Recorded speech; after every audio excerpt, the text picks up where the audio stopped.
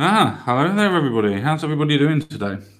I am the common sense guy, or some people like to call me. I'm just that cunt in the corner. I'm Jason. How you all doing? We are going to be talking about democracy and due process and everything else like that. We've got a couple of possibly different people that might be coming on. I'm not too sure. We will see what happens with that. I might put the link out to the chat as well so that they can have their own say on the discussion of Cavagna and that situation later on. But we shall see. I'll see how it goes. But I am here with Mr. Jensen Quinn. How are you doing today, sir? I'm doing fine. Thank you very much. Hopefully you're doing well too. But one thing I would say, do not let B on. Just don't do it. It's not worth it. I'm not. She keeps on calling me a tyrant. If she keeps on calling me a tyrant, she will be banned. I like this plan. Well, if she keeps on calling me something, then I'm going to edge my bets towards the way that she calls me it. So keep on calling me a tyrant. You'll see how tyrannical I can be. Patriarchy! Patriarchy! Boo, Jensen sucks. Yeah, Jensen sucks. So does Quinn, as in the turtle snatch Quinn. Yeah. Anyway, let's not try and destroy my chat, which is all to do with me. I'm trying to destroy chat. But no, we've got a couple of decent stories on today. I thought what we would do is to give a general premise of what the story is going to be today is we've got 6 stories that, hang on, I forgot because I'm an idiot. We've got 6 stories, and if you press 3 once tonight, B, you will be banned. You know everyone else is going to press 3 now. That's fine. I don't care about everybody else. It's her. It's just her. But yeah, we've got 6 stories to go through, which would be quite interesting. And then after that, I thought we'd open up to a couple of people that I've met in the group chat, and I thought we'd open up to the actual chat itself here as well for anybody that wanted to come on and talk about Cavagna and stuff like that. So I thought it'd be interesting. I am Lord Gamera. I am indeed. So what's been going on with you then, Mr. Quinn? Anything interesting? Anything going on in the world of necromancy? Yeah, if only. No, unfortunately, it's been pretty quiet. But the only thing that's happened is I had my dear, sweet, loving sister round for the weekend. So my life was hell. But she went, so I'm a lot damn sight happier. How about you, sir? Yeah, everything's fine. Went to hospital, had to get 5 blood samples, and had to pee into a cup. So yeah, my life's going well at the minute. Oh, lovely. Yay! Happiness. Greatest gift that I possess. And speaking of the greatest gifts that I possess, and as I'm the tyrannical white male patriarchy, let's talk about Elizabeth Warren to consider a 2020 presidential run after midterms. Woo! We can do it. Sorry, that was for Hillary, wasn't it? It's time for a woman to go to Washington and fix our broken government, and that includes a woman at the top, she said. Even though, as far as I remember, that's in the Cavagna factual, Senate, as far as I'm aware, there's at least, is there 4 women already there? As far as I'm aware, off the top of my head. Sounds right, yeah. There's about 4 women already there. Yeah, they're not doing anything whatsoever to try and make the world a better place or anything else like that. But you, Elizabeth Warren, by yourself, are going to be able to do everything. One woman crusade. That's what it's going to be. It is a crusade against the patriarchy. You've heard about the Middle Eastern crusades? Well, now it's the patriarchal crusades. That's what it is. We're going to go on a patriarchal crusade. We've got to go to the religious Zen land and make sure that we can fight our way through the horde of patriarchs and get through and win it for the... I don't fucking clue. I don't know where this analogy is going anymore. I don't really care. It kind of went as soon as I started going through the fucking crusades. That was good for a laugh, though. I'm just kind of trying to imagine her standing there screaming Deus Vult. That's all. That pains me right now. I just imagine politicians at this moment in time, especially when the TV were around, obviously Cavagna and all that, of at least one of them going, "Are you not entertained?" just looking straight down the camera as the rape case is going on, just looking at it, going, "Are you not entertained?" Because that's what it's written as now. It's not written as a justice system or justice point or anything else like that. This is all done for political point scoring. If this was anything to do with justice, then there would have been sworn affidavits. There would have been sworn testimony. The fact is that her case wouldn't have fallen apart with the 3 friends that she asked to corroborate her witness statements, and her actual story collapses by them saying, "Nah, we weren't there." Yeah, that's absolutely classic, that was. Yeah. Even better, what's her fucking face? The bloody Democrat, the one that was trying to lead the thing. I can't remember her name. If Ogre was here, would remember it, but I don't remember. The quite oldish woman, white woman with black hair. Anyway, she was talking about the fact of the letter that was written by Ford, Dr. Ford, and was given to her, and apparently nobody else leaked it. So there's only 4 people that could have had it: herself, the senator, another senator that was around, that was obviously another Democrat, the actual Senate themselves, and Ford. Those are the only 4 people that could have had it. The actual Senate didn't leak it for obvious reasons. So that leaves either the senator that I was talking about, the one that had the DNC case and everything, the one that was held on it for over 6 weeks and did fuck all with it. And then you have Dr. Ford. Now, Dr. Ford says that she didn't leak it, and the Democrats are saying they didn't leak it. Somebody's fucking lying there. Well, it was obviously Trump that leaked it, because after all, everything's Trump's fault. This we do know as a fact. Yeah, that's true. It definitely is Trump's fault. I will have to say that. I don't know what it is, but it's Trump's fault. Yeah. Oh, let's get on with this crappy story, and then we can talk about if this actually makes any difference to anything whatsoever. So, a presidential run may soon be on the horizon for Senator Elizabeth Warren. So she wants to make the government a better place, but she's already a senator. Yeah. That makes so much sense. That makes so much sense. So the Massachusetts Democrat announced on Saturday that she will seriously consider running for the White House following the midterm elections in November. It is time for women to go to Washington and fix our broken government. Where does the Senate sit again? Sure, it's Washington. Yeah, I've got vague memories of that. Yeah, interesting that. I mean, she obviously doesn't go there very often then. So that includes a woman at the top. It doesn't work out so well for you. Take it from a country that's already elected too. So it doesn't go well. It doesn't go well. It could have been worse. Yeah, we could have had another 4 years of Tony Blair. I suppose it could have been worse. Hey, we might get lucky and have Jeremy, the savior of humanity, Corbyn, come in and rescue. Oh, I can't even say that without laughing. Oh, to be fair, everybody's going to hate me in the chat and everybody's going to hate me completely. But at least he would actually go through with a Brexit. Yeah. Because he hates Europe. Because he absolutely hates Europe, because he hates all the jurisdictions that are put in place for nationalising everything. So he would want to leave Europe so he can nationalise everything. So as long as we stop him for the second term that he tries to get in, at least we'll have a Brexit. True. So that would be good. Kinda. So here's what I promise. After November 6th, even though it just says 6th, even though it should say 6th. True. Anyway, it is a Huffington Post, so I don't expect it to be completely and utterly correct. I will take a hard look at running for president, she declared to a standing ovation seen in an online video that was leaked by the Democrats. I mean, nobody linked it. Nobody leaked it.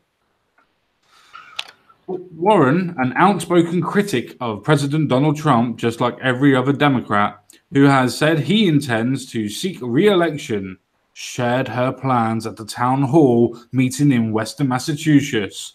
She expressed concern about the nation's general state of affairs. You mean the fact that it's actually getting better than what it was under Obama? Look, that's just not me saying that as somebody that's a little bit right wing. That's me looking at it going, well, more people are in work than any time in history. More people of color are now in work than in any other time in history.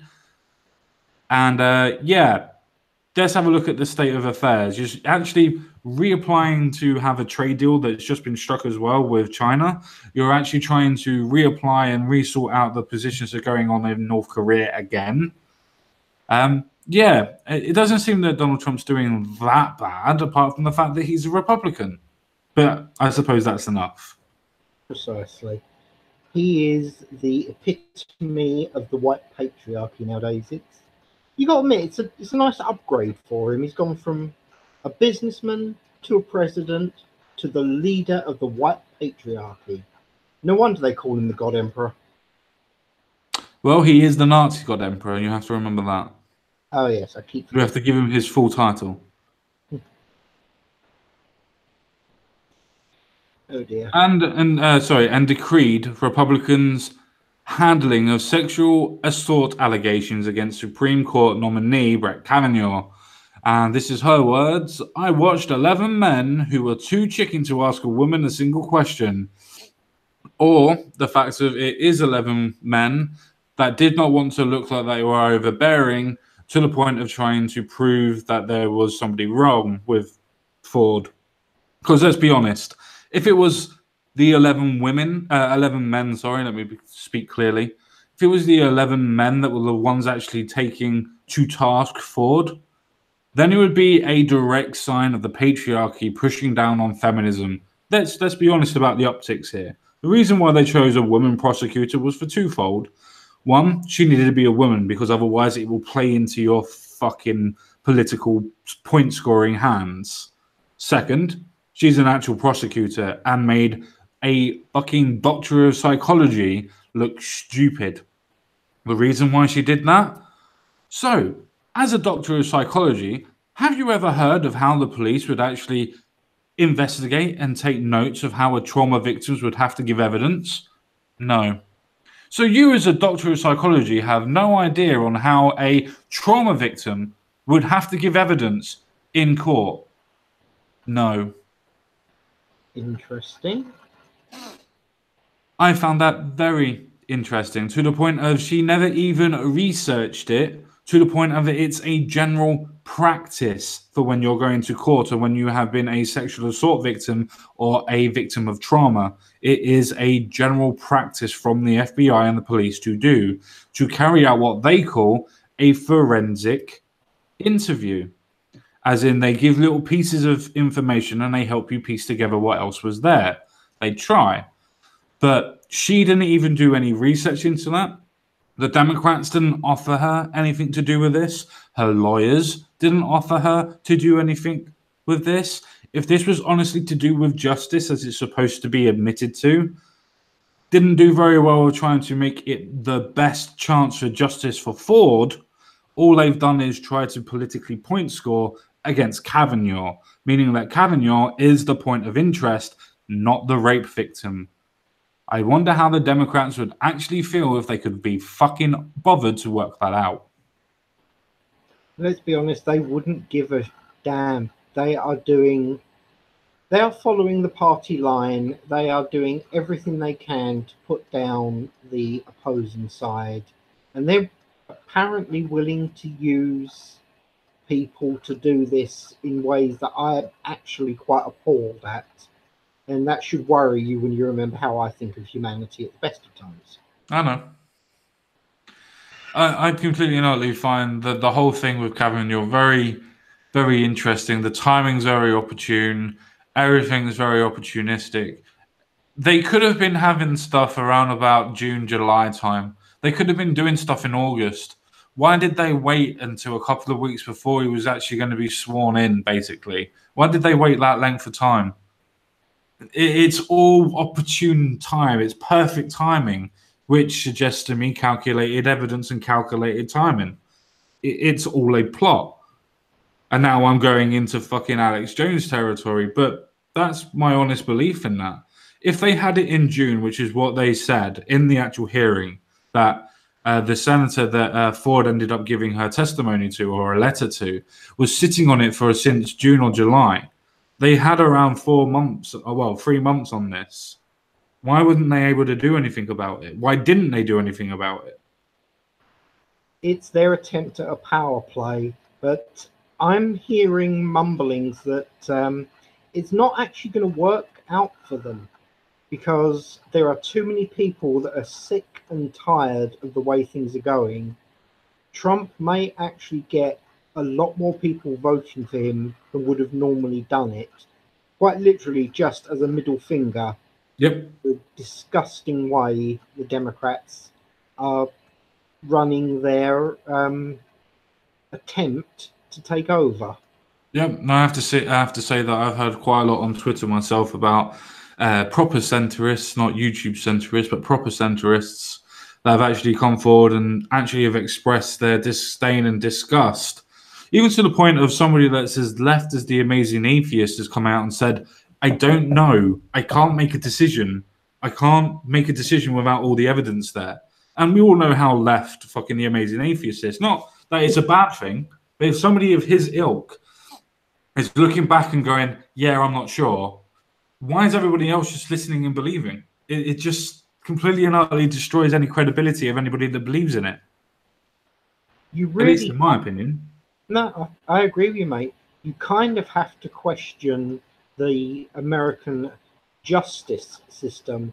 Please put inverted air quotes in there, because it is ceasing to be justice and is now very much coming across as a political system, no longer a justice system. And that's wrong. I'm just going to put it bluntly, that is wrong. It should not be like this anymore. Oh, I love this little quotation at the end.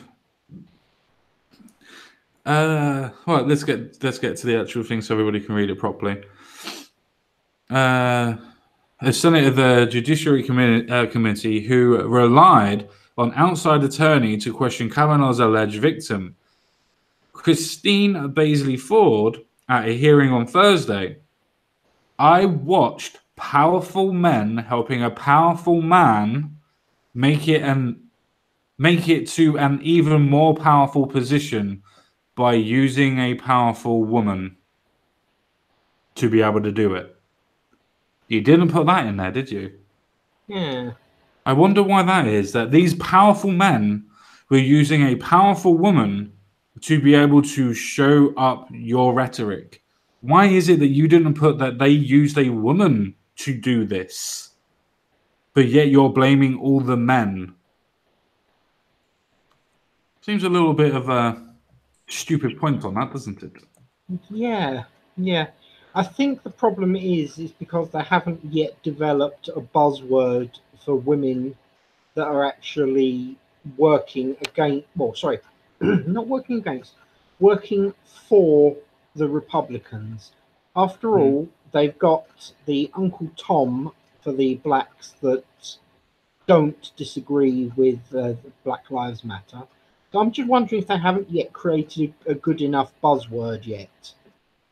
Not yet. No, they haven't got hands up, don't shoot yet. Yeah. Don't drink, don't rape. Something like that. That'll probably be it. If you drink, you rape. I don't know, something like that. Well, we'll get to that story later on. Of the president, Warren said, "Let's face it, Donald Trump is taking this country in the wrong direction." I don't know what direction he's taken the country in, as he hasn't really made any bold changes to anything in America. But if there is, please let me know, and I'll actually make an educated assumption on it. But apart from that, I can't see anything that Donald Trump's done particularly wrong, apart from different policies, but they're only individualistic policies that are more Republican and tax breaks and whatnot. But apart from that, I haven't seen anything that's completely destroyed the Constitution or anything else like that. Have you at all, Jensen? No, in all fairness, the guy came in as president running on a certain idea, and as far as I can see, and I'm willing to be wrong, but as far as I can see, he's actually stuck to what he said he was going to do to the best he could. So, yeah, I don't know about taking it in the wrong direction. That's a bit of an unusual term for what he's doing, because he's making it successful again. And correct me if I'm wrong, but isn't that kind of what the president's meant to do? Yeah, supposedly, yes. But the reason why it's the wrong direction is it's because it's political language between us and them. You know it's the wrong direction because he's a Republican and he's a white male, and because he's rich, he's everything that the Democrats don't want us to be. Yeah, something to think about that, really, isn't it? Very much so. I am worried down to my bones about what Donald Trump is doing to our democracy. Well, here's a newsflash for somebody that actually is in the Senate that should actually know this. You're not a democracy, you're a constitutional republic. You don't have democracy. But, you know, I'm sure you as a US Senator would fucking know that. But anyway, let's just carry on. Speculation over a presidential bid by Warren has swirled for some time, but the only reason why she couldn't is because Hilldog was going to win. Wait, no, she didn't. Anyway, her Saturday remarks were her clearest and most direct on her intentions. Warren, an Oklahoman native, won her Senate seat in 2012 after careers as a law professor and a consumer advocate. Whatever the fuck that is, because I could be a consumer advocate. I like buying shit. She is currently seeking re-election to the Senate and is heavily favored to defeat State Republic Jeff, whatever that is, Dalihi or whatever. Yeah, good question. I'm not even going to try and pronounce that. Yeah. Oh, I've got a picture of my face. Oh, look, face. So, apart from the fact of it being Warren, do we think that there is a good chance of a woman becoming president in the US? I will actually be honest with you. I don't think that she's going to get in, and with the sort of, I'm going to put this bluntly, sort of crap that they're doing with the in the Democratic Party nowadays, I don't think they're actually going to get a woman in anytime soon. But yes, I can actually see a woman ending up being president. I don't actually see what the problem with that is. As long as the person can do the job, I don't care what gender they are, just as long as they do the job they're meant to bloody do. I'm of very, very similar ilk. I honestly do feel that if there is a woman that is actually put up, as long as she's not Hillary, I do think that she will win. I do think that if it's anybody but Hillary, they will actually win hands down because the country's ready for a woman to be in charge. There is no harm in a woman being in charge. There's nothing whatsoever. It's just a case of you have to look at the characters. The reason why Hillary lost is because of the character that she is. And without going too far into it, because I don't want my house to be set on fire or for my car to lose its brakes. Obviously, I'm not saying or suggesting anything, but I just don't want it to happen. But if you look into anything to do with her past, you will see that there's certain things that shouldn't be talked about in polite company, should we say. I know the chat has said a couple of things to me while I was away, but I was away. When I'm screen sharing, I can't unfortunately see what was going on. Would be good if you could do that. No, without the typos. Yeah, I can't write without typos, so fuck you. Have you seen Ford and Kavanaugh body language videos? No, not really. But Kavanaugh was more natural, as in he kept on moving. He was more fluid. He was more comfortable in what he was doing. His voice and the way that he was speaking wasn't faked. It wasn't frauded. It wasn't forced. With Ford herself, when she was actually speaking, it was more of a case of she was very taut, very stiff. Her voice was very faked. Had to lower or to higher a decibel to make it look like she was quaking when she wasn't. Rather than her bawling when she was pretending to cry, she only had single tears, which is a case of remembering something that was bad. Just the body language in itself, just one looked authentic, the other looked fake. That's my opinion anyway on that one. I don't know if videos tank would have been similar to that, but I'm guessing that's what they would be. That's already what I just think. Have you got anything to say as well, Jensen? In all fairness, I don't believe her. I'm willing to accept that something has happened to her. I'm not actually questioning that. I just think she's targeting the wrong person. And just the time that she's chosen to do it, it just seems dodgy to me. I get that the whole point is that when you've been raped, it's really difficult to focus through it and all that. Okay, I understand. I got that, all right? But 30 years, and then you suddenly decide to do it just as he's going for the court system? No, I don't think so. And the problem is even if this whole thing gets dropped, etc., she's shown to not be involved in it, whatever.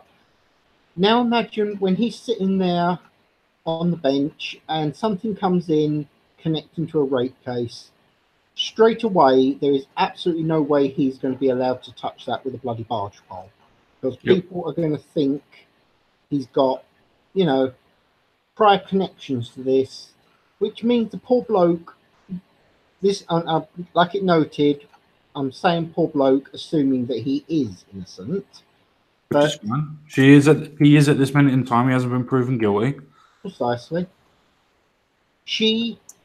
Her actions are going to cause that man so much damage in his career. It is actually ridiculous.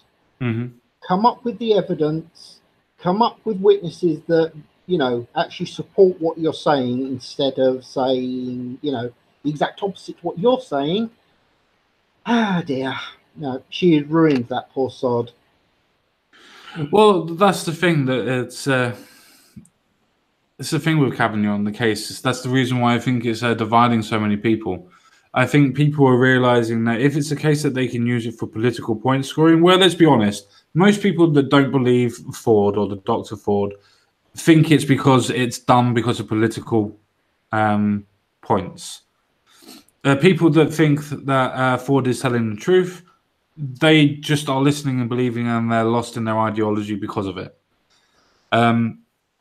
For me, it shows the fact that certain people, and it's not just people on the right, there's lots of centrists and there are a lot of people that are on the left that are also losing the will to live when it comes to this case, and realizing that the Democrats are using this as political point scoring rather than an actual justice point. Because if it was to do with justice, then it would be a case it would have come out better. It would have been a lot better for them to be able to do this privately, to go to trial, to have an FBI investigation rather than going through a Senate hearing. This is all done for political point scoring, so it can go onto telly, because you can't televise a trial in America, especially one that's to do with that. You can televise certain trials and have specific, what do you call it? Specific reasons why you can. I can't think of the word, but specific reasons why you can do that. But generally, like in England, you're not supposed to video anybody or anything that happens in the trial. Yep. But that's the point. Everything's done to politicize this case, and I really don't like it. I don't like the way that it's dividing people in America as well. It should be a case of everybody should be united under the point of going, we believe the victim, but at the same time, we need to make sure that the victim's events and story add up so we can convict the person for the right crimes. Even that would be better than what's going on now. Rather than searching for advice and searching for information and advice, they are now on a search and destroy mission, to quote Kavanaugh. Yeah. And I think that's disgusting. Absolutely disgusting. Or to be able to politicize one man's life into a political ring and completely basically destroy his family, his reputation, his character, making him say he was a virgin all the way through high school to the beginning of college, even to making him say that he hardly ever drank, to the people now coming out saying that no, he drank heavily, and complete contradictions in what's going on. But yet everything else has been made to make this person either be so embarrassed that he quits, or the rhetoric that's being talked about him and to him so hostile that he quits, or to the point of we're getting because of public opinion, we're getting because of the public court. And luckily enough, I think the public perception is changing. I think. I'm not 100% sure, but I think. Yeah. There are definitely a lot of people that do believe in what's going on and are listening to believe. Obviously, I did a video on Riley Dennis, and yes, on her, as she come out with a video saying that we should listen and believe to all survivors. The point is, we have to make sure that they are survivors before we actually believe them. That doesn't mean that we completely dismiss their story. It literally means that we have to do an investigation to make sure that they are telling the truth and they are survivors. And then throw away the key. Kill him if necessary, if you really want to, about ethics and whatnot. I don't have any love lost for people that rape. But that's just there. It's just what it is. What do you think, Jensen? Because otherwise I'll be carrying on and on and on and on. To be honest, the whole listen and believe thing, the base concept behind it isn't so bad. But we do have a judicial system that is already set up that actually, as much as people might try and argue it, it actually works in the basic idea.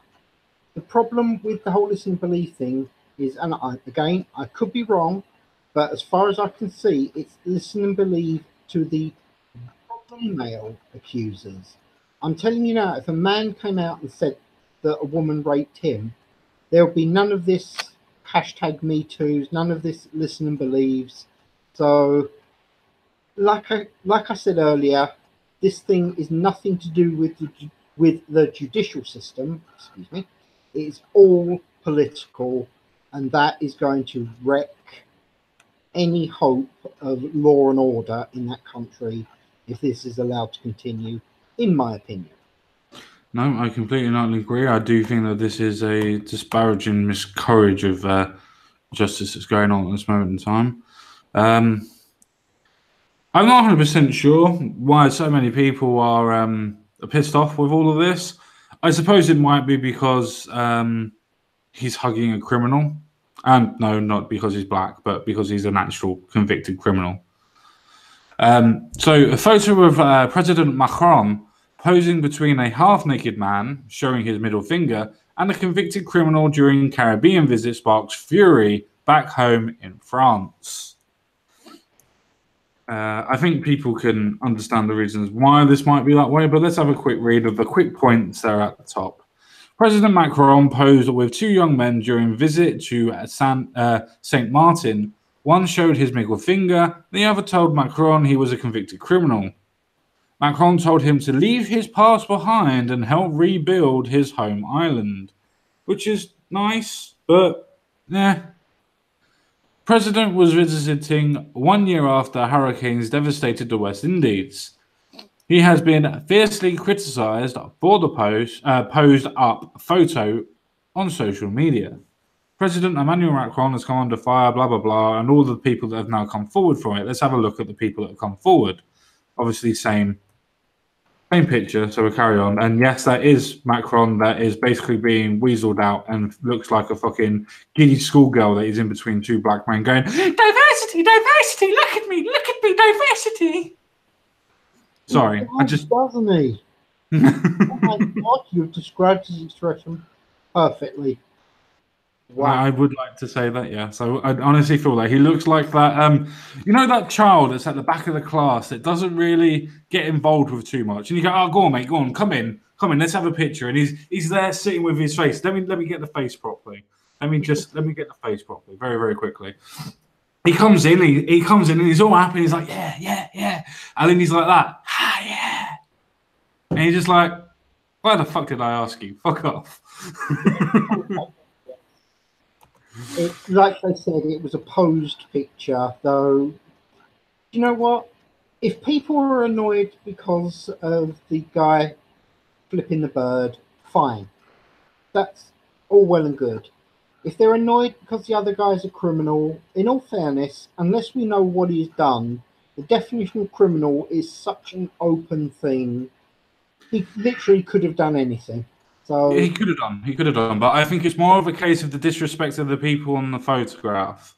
Knowing Macron and knowing that these people were going to be photographed with him, they would have known that this would have been going back to France. They would have known that it would have been in national newspapers. And yet, instead of putting on a fucking t-shirt or even a vest if it's really fucking hot, he's a half-naked man that's very, very sweaty. We can see that in other pictures that are there. Has decided to put his middle finger up to say "fuck you," which obviously in a national newspaper where kids, children, people of all ages are going to be able to see it. And no, I'm just saying that it's not something that you'd want to put on there. You wouldn't want to put it on a child's TV program, would you? So why would you want to put it on a national paper? Agreed. Also, if somebody's a convicted criminal, as Quinn and as you've actually said, it doesn't really matter what the crime is. He obviously was a convicted criminal. So, yeah, I don't have any sort of disagreement with the fact that Macron said, oh, yeah, well, give up your past life and try and help the country, your country. I have no problem with that. But it's more of a case of, is that a gang sign that's out in the Caribbean? The one on the right, or the one with the doing is that a gang sign? I don't know. I mean, I'm not hip anymore. I don't fucking know. But is it? I don't know. There's reasons why people do the signs in pictures. Completely. There's a reason why everybody does it. In fact, you even have the fact that the black man's holding fucking Macron's bloody arm, trying to get his arm away from him because it looks like Macron's trying to reach for his dick. Oh my god, yeah. I mean, don't get me wrong, that's pure conjecture. I'm just saying, but that's what it looks like. Yeah, that's just wrong. Wow. Yeah. Oh, right. So this is obviously Marie Le Pen. We do not even find words to express our indignation, though you found words, so well done there, Marie Le Pen. France certainly does not deserve that. It is unforgivable. I have no idea. Oh, Marie Le Pen. Yeah. I'll get there. I don't know what this is. J France, whatever that is. The lousy state in which the EU finds itself captured in a single picture. Basically, yes, I completely and utterly agree with that. Majorities or immigrants, either side of the presidents or leaders that are basically telling them, fuck off. And the white leaders going, but my diversity, look, I care. Look, I care. Honest. So, yeah, I think that definitely encapsulates the European Union at this moment in time. The worst picture of the public since photography and the Republic exists. Ooh. Don't think you like that, then. I'm working on the idea we're not a fan of Macron, just the psychic sensation I'm getting. Well, believe it or not, he's actually polling at around about 34 to 36% at the minute. Wow. He's not liked. So, yeah, this is Macron trying to be a fatherly figure to that gentleman there, when that gentleman there just looks like he's going to fucking eat him. And no, not because he's from a different country, but I mean, he looks that angry that he could eat him. I'll tell you what I'm seeing. Oh, by the way, there's a slight echo coming back from you. You know, Shut up. Is a school teacher telling off one of his students. Just look at the hand gestures and the expression on the black guy's face. He looks like he's being told off by a teacher. I would think similar, maybe. But if you look onto the person of color's shoulder, teachers are not allowed to do that. Teachers would never do that, especially on bare skin. True. So I would say that he's a special kind of teacher that you spend time with afterwards. Yeah. How's my echo, by the way? Is my echo gone or is it the same? Actually, it's my voice that's coming through as an echo. 1 sec. Nope, I think you cleared it up, whatever you've done, mate. Yeah, I'm super. Thanks for asking. So yeah, the slightly it sounds weird, but all I'm doing is doing a descriptive. So the slightly lighter one out of the two is the convicted criminal. telling him he should leave his criminal past behind and help rebuild France. The French Caribbean island of Saint Martin. And here's the other guy, where everybody else is wearing a suit, a dress, got the phones out, whatnot. And this guy is, I mean, don't get me wrong, he's very happy, which is fair play. I think I would be as well, probably. I'm not sure where Macron's trying to put his arm, because I can't really see it. But Yeah. it's interesting. The caption for this is, "Sorry, not sorry. The president refused to apologize for the photo with the young men, saying, I love..." Sorry, I lingered for a little bit too long on love. Sorry. "Every child of the French Republic, whatever stupidities they commit." That's nice, isn't it? Yeah. He's a very forgiving man. I'm just glad you lingered on the word love and not on the word child. That could have just gone horribly right there. Yeah, well, I'm not the one who loves children. Yeah, just him, maybe. Yeah. It's just these facial expressions. I Well, I don't. know you're getting ready to fucking kiss or something. Yeah. I mean, you've got them two, the Macron and the person of color that's there, that's looking at each other, going, "Oh, it's been such a long time. I haven't had black cock in a long, long time. Come here, Monterre." And you've got the other guy going, "I'm out of here. Fuck this shit." You know what? I completely agree with you, except I would say that the other guy was the first one to pimp. Okay, I've said it. I don't care what people think. That is my opinion on that guy's expression right there.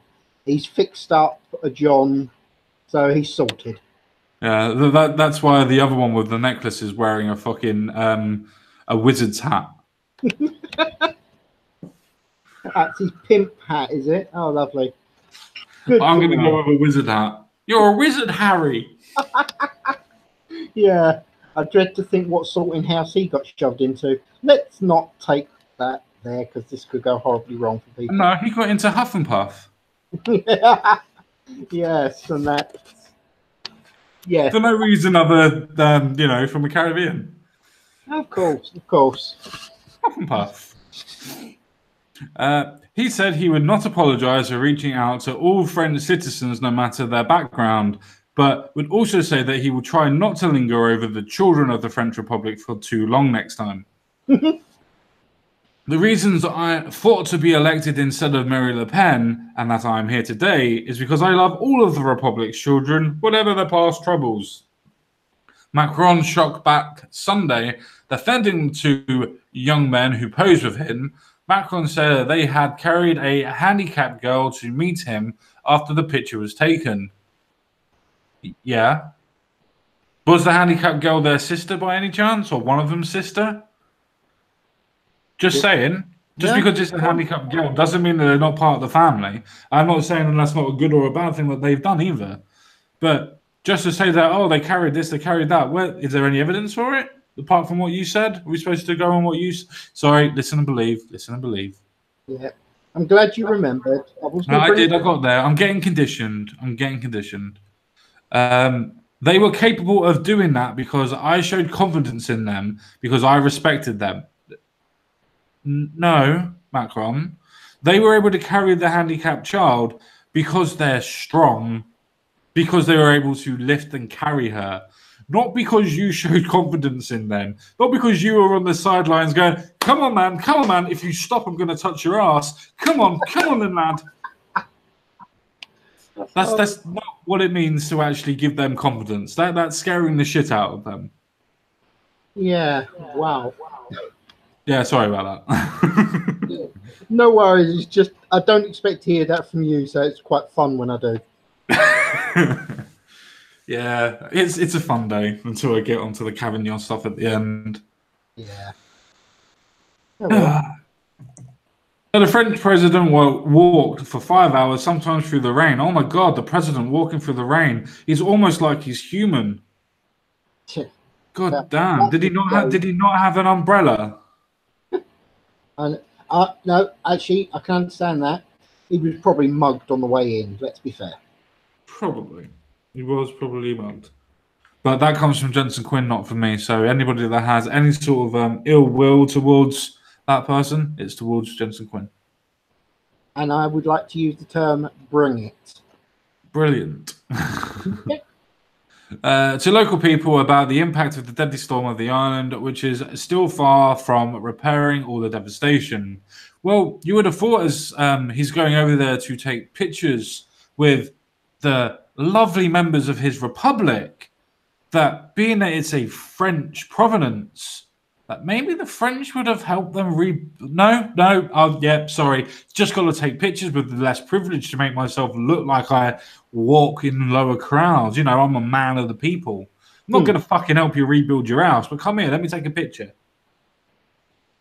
Frighteningly, Trump actually done more when he was down in New Orleans, or whichever one it was that he got. New Orleans, yeah. And Puerto Rico. In actual fact, he actually helped hand out certain towels, didn't he? Toilet roll. Yeah, that was quite funny. Yes, yeah, I actually quite like that. Yeah, he'd basketball shotted that out into the crowd. Look, I'm helping. Look.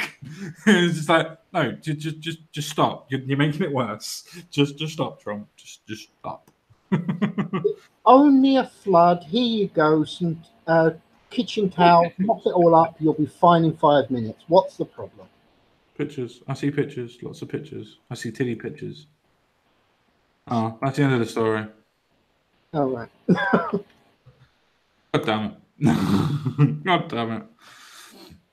So basically, we had Macron that was there basically going, oh, look, I'm taking pictures with people that we should have helped a year ago, but, you know, I was going to lose my my picture privileges if I didn't come out this week. So I thought I'd come out and show you that I'm part and down with the people. I'm good with the kids. Just don't ask them why I touched them. I completely agree. His hands were on some just too close to not be normal. I'm sorry, they were dodgy positioning of the hands. Maybe it was the camera. I'm not going to try and make any claims about the guy's personal choices and things like that. But some of the positions of his hands were way too close to places you're not allowed to touch people anymore. Yep. Where did he touch you, though, baby? Where did he touch you? He touched me here. You know, if he'd have actually done that to a woman, I would not be totally shocked if she wouldn't be going to reporters and complaining about it. I thought he was going to molest me. I want money. Give me money. Yeah, if you look at the way he was looking at me, he looked like he was going to kiss me. Because he looked like he was going to kiss me, it looked like he was going to rape me. Yeah. Mm. How it escalates. Oh, right. Do we have anything else to say about the fucking Macron story? The only thing I can say is he's a French twat and he is completely unimportant to pretty much the rest of the world. Let's leave the guy to play silly buggers until Angela Merkel comes in, kicks him out of his job and puts in whoever she wants to be in charge. Yeah. I think this story has a little bit more credibility than just the fact of it being a photo opportunity. I think this is more of a case of the Europeans, especially the leaders of the European, Europe, are using disasters, again, the same as the Democrats are in America, to be able to politicize their ideas, their griefs, like being able to say, oh, look, I went over and I helped these people of color. Look how diverse I am and how inclusive I am as your French Prime Minister, even though I haven't sent any money or tried to coordinate building efforts or being able to build the house that you're already in. But don't worry, I really care. I am a man of the people. I just think it's a very disingenuous story. Yeah, go on, Jensen. No, I agree with you. Tell you what he could do, and I'm going to try and word this so as it doesn't sound as bad as it did in my head, unfortunately. But he should actually grab a bunch of the migrants that are currently invading his country and get them over there and get them to help rebuild. This way they are providing... That's not going to work. Yeah, I know. I'm trying to make it sound good. Is it working? No. There's two reasons for that. Yep. One, the people in the Caribbean will not be as inclusive or as welcoming as people from the for Europe nations. Yeah. And the people that are going to the Caribbean nations probably will look at the conditions and go, fuck, we were better off where we were. Yeah, that's about right. I don't disagree with you there. I was trying to be political and nice in my suggestions. Yeah, so you were trying to be politically correct, but you overcorrect and oversimplified it, yes. Yeah, oh well. I tried. I won't do it again. I'm done. Yeah, we've got hammered fucking Spud going, grab him by the pussy. It's like, no hammered Spud. He grabbed them by the dick. Yep. It's a new story that's going around. He grabbed them by the dick. Speaking of a new story, plug. UK Tories support for Oban or Oban, whatever. Do Tories see democracy as a priority with a question mark? And obviously, this is from Euro News, which is going to be a tiny bit on the bias side. Do you think? A little bit. So the Tories were the only. Now listen to that. They were the only governing Conservative Party in Western Europe to support Viktor Orban in the European Parliament's vote to, on the rule of law in Hungary. At Euronews, we believe all views matter. To better understand that vote, its reasons and possible consequences, we asked British members of the European Parliament from different political parties to share their perspective on this subject by answering our questions. So here are the answers of Julia Ward, member of the European Parliament representing the Labour Party. So, Euronews asked the question, the UK is the only Western European country whose almost all representatives of the ruling party in the EP voted against, I can't say that word, Jensen. Sargentini? Whatever that is, reports on the situation in Hungary. As an opposition MEP, what do you think of this choice of your Conservative colleagues? And now here comes Labour with a 2-paragraph fucking answer. The irresponsibility of the Conservative Party is shocking. The fact that they stood by Mr. Oban's actions against human rights, democracy, and the rule of law.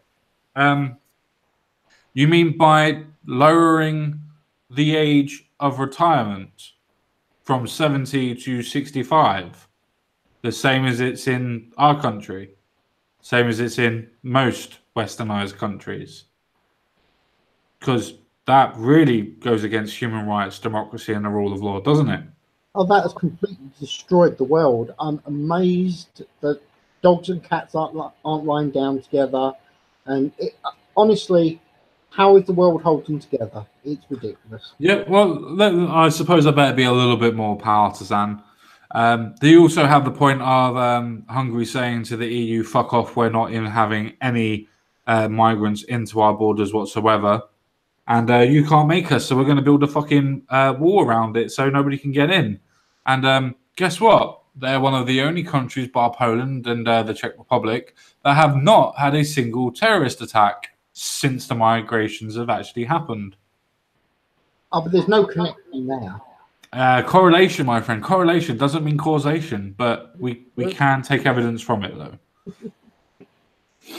Oh, dear. So, yay! Shows the little significance they attach to these fundamental values. Yes, the Conservatives voted that the EU shouldn't tell another country what that country should do with its sovereignty. This is the reason why Labour are wankers, to be honest. The Tories are currently having a great difficulty because of the impossible Brexit deal they are trying to negotiate. They don't seem to realise that their position in government at this very difficult time for Britain makes it even more important to stand by our values. What, our values of doing everything the European Union says, or standing up for our sovereignty and standing up for the sovereignty of other countries, or democracy and belief in it in itself, or just rolling over. Yeah, rolling. Okay, got it. Roll over. That's it. I knew you'd get there in the end. It just takes me a while, you see. It just takes me a while. It is important to note that the Tories sit in the European Parliament along with PIS, the Polish ruling party, who have taken very hostile actions against the independence of the judiciary in their country. You mean the fact that Eurocrats in their country that have decided that they're going to stay on for longer, that have voted and have tried to take the government to court over the fact of them not wanting to let in migrants and them trying to get rid of them by also lowering the age of retirement. But, you know, that goes against democracy, doesn't it? Of course. Remember, democracy only exists if they tell you it does. You've got to remember that part. Yeah. These parts are the best bits. These actions leave you wondering whether the Tories see democracy as a priority. The way they are steamrolling ahead with a Brexit that the majority of the British people do not now want, apparently. Procedure with a narrow percentage in a referendum that was influenced by foreign interference and the targeting of information through psychological profiling and illegal data harvesting gives some indication that the Conservative Party has now shifted to the far right. The Conservative Party in Great Britain is about as right as my left foot. Agreed. Though you got to remember that the far right is being defined as anyone who disagrees. I know, with the establishment. Yeah, it's ridiculous. I know, it really is ridiculous, especially considering this is supposed to be Euronews, which is supposed to be kind of non-biased, and it just is. But let's see the other people that seem to. Let me just read the last little bit.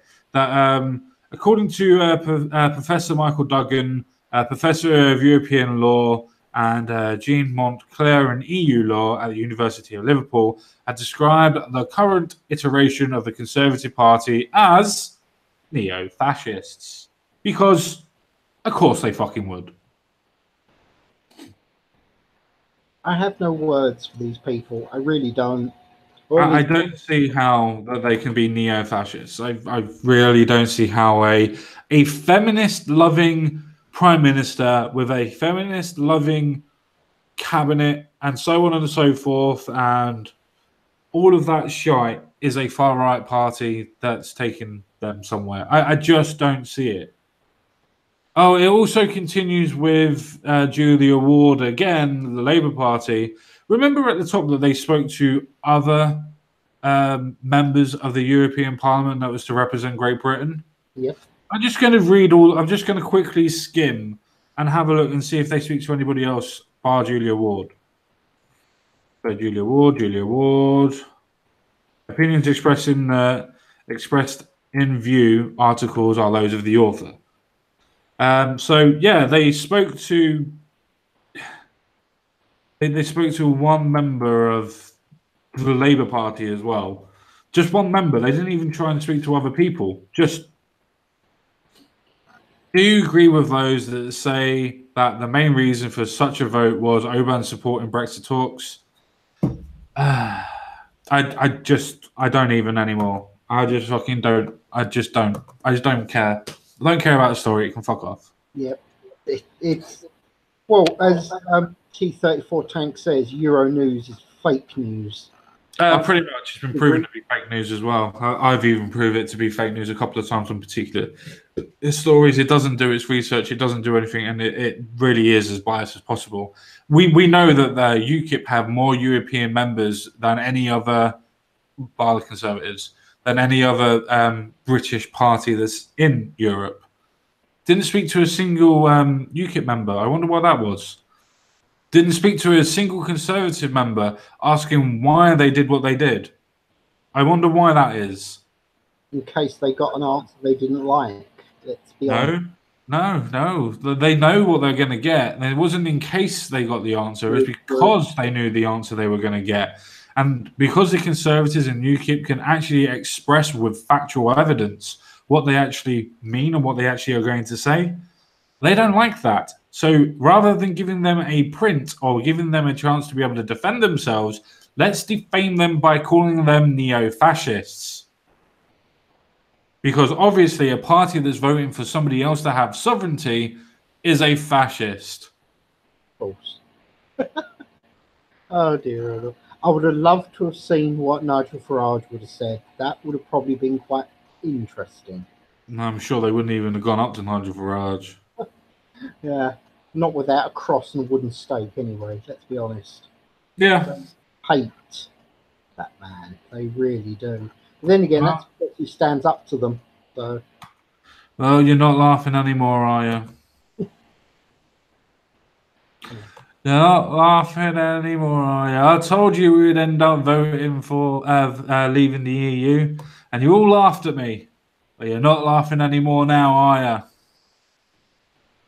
It's nice when you're able to say stuff like that, isn't it? Yeah, I'd still like to say fuck you, EU, we're leaving, but yeah. God damn it.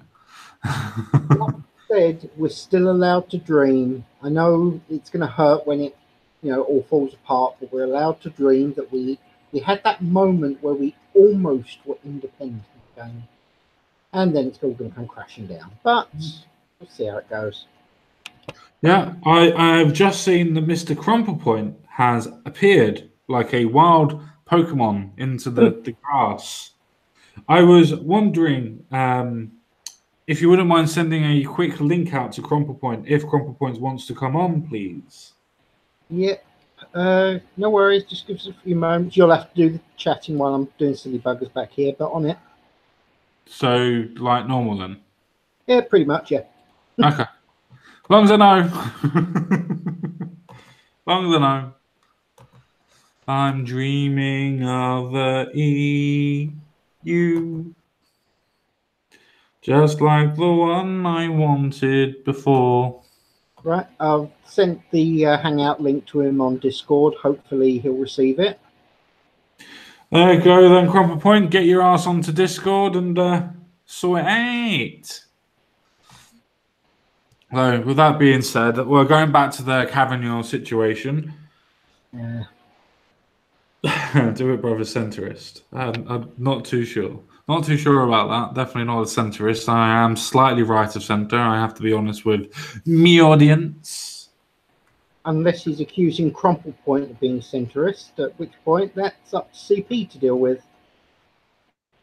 Not unless he's accusing you of being a centrist, but I know that can't be fucking true, though you portray yourself as one. I know you're not. Oh, God, no. No. Not even slightly. But I'm trying to be nice, so... Yeah, trying. Well, you got it. Trying. Yes, memes is a scaly tank. Memes is definitely a scaly. Right, so what we're going to do is we're going to start off this story and hopefully Crumplepoint will end up coming through very soon. I would love to hear what his opinion is as Cavagnon on the situation as well. So we might get a little bit of a rant out of him for a while. So senior Trump advisor Kellyanne Conway reveals she was a victim of sexual assault. And no, believe it or not, it was neither Donald Trump or Cavagnon that did it this time. Yeah, that's a surprise. Well, she's the Republican, so she would probably be told to be quiet anyway. Kellyanne Conway says that women who are victims of sexual abuse should be heard, but defends Brett Kavanaugh facing several claims. And 4 of them have already dropped off.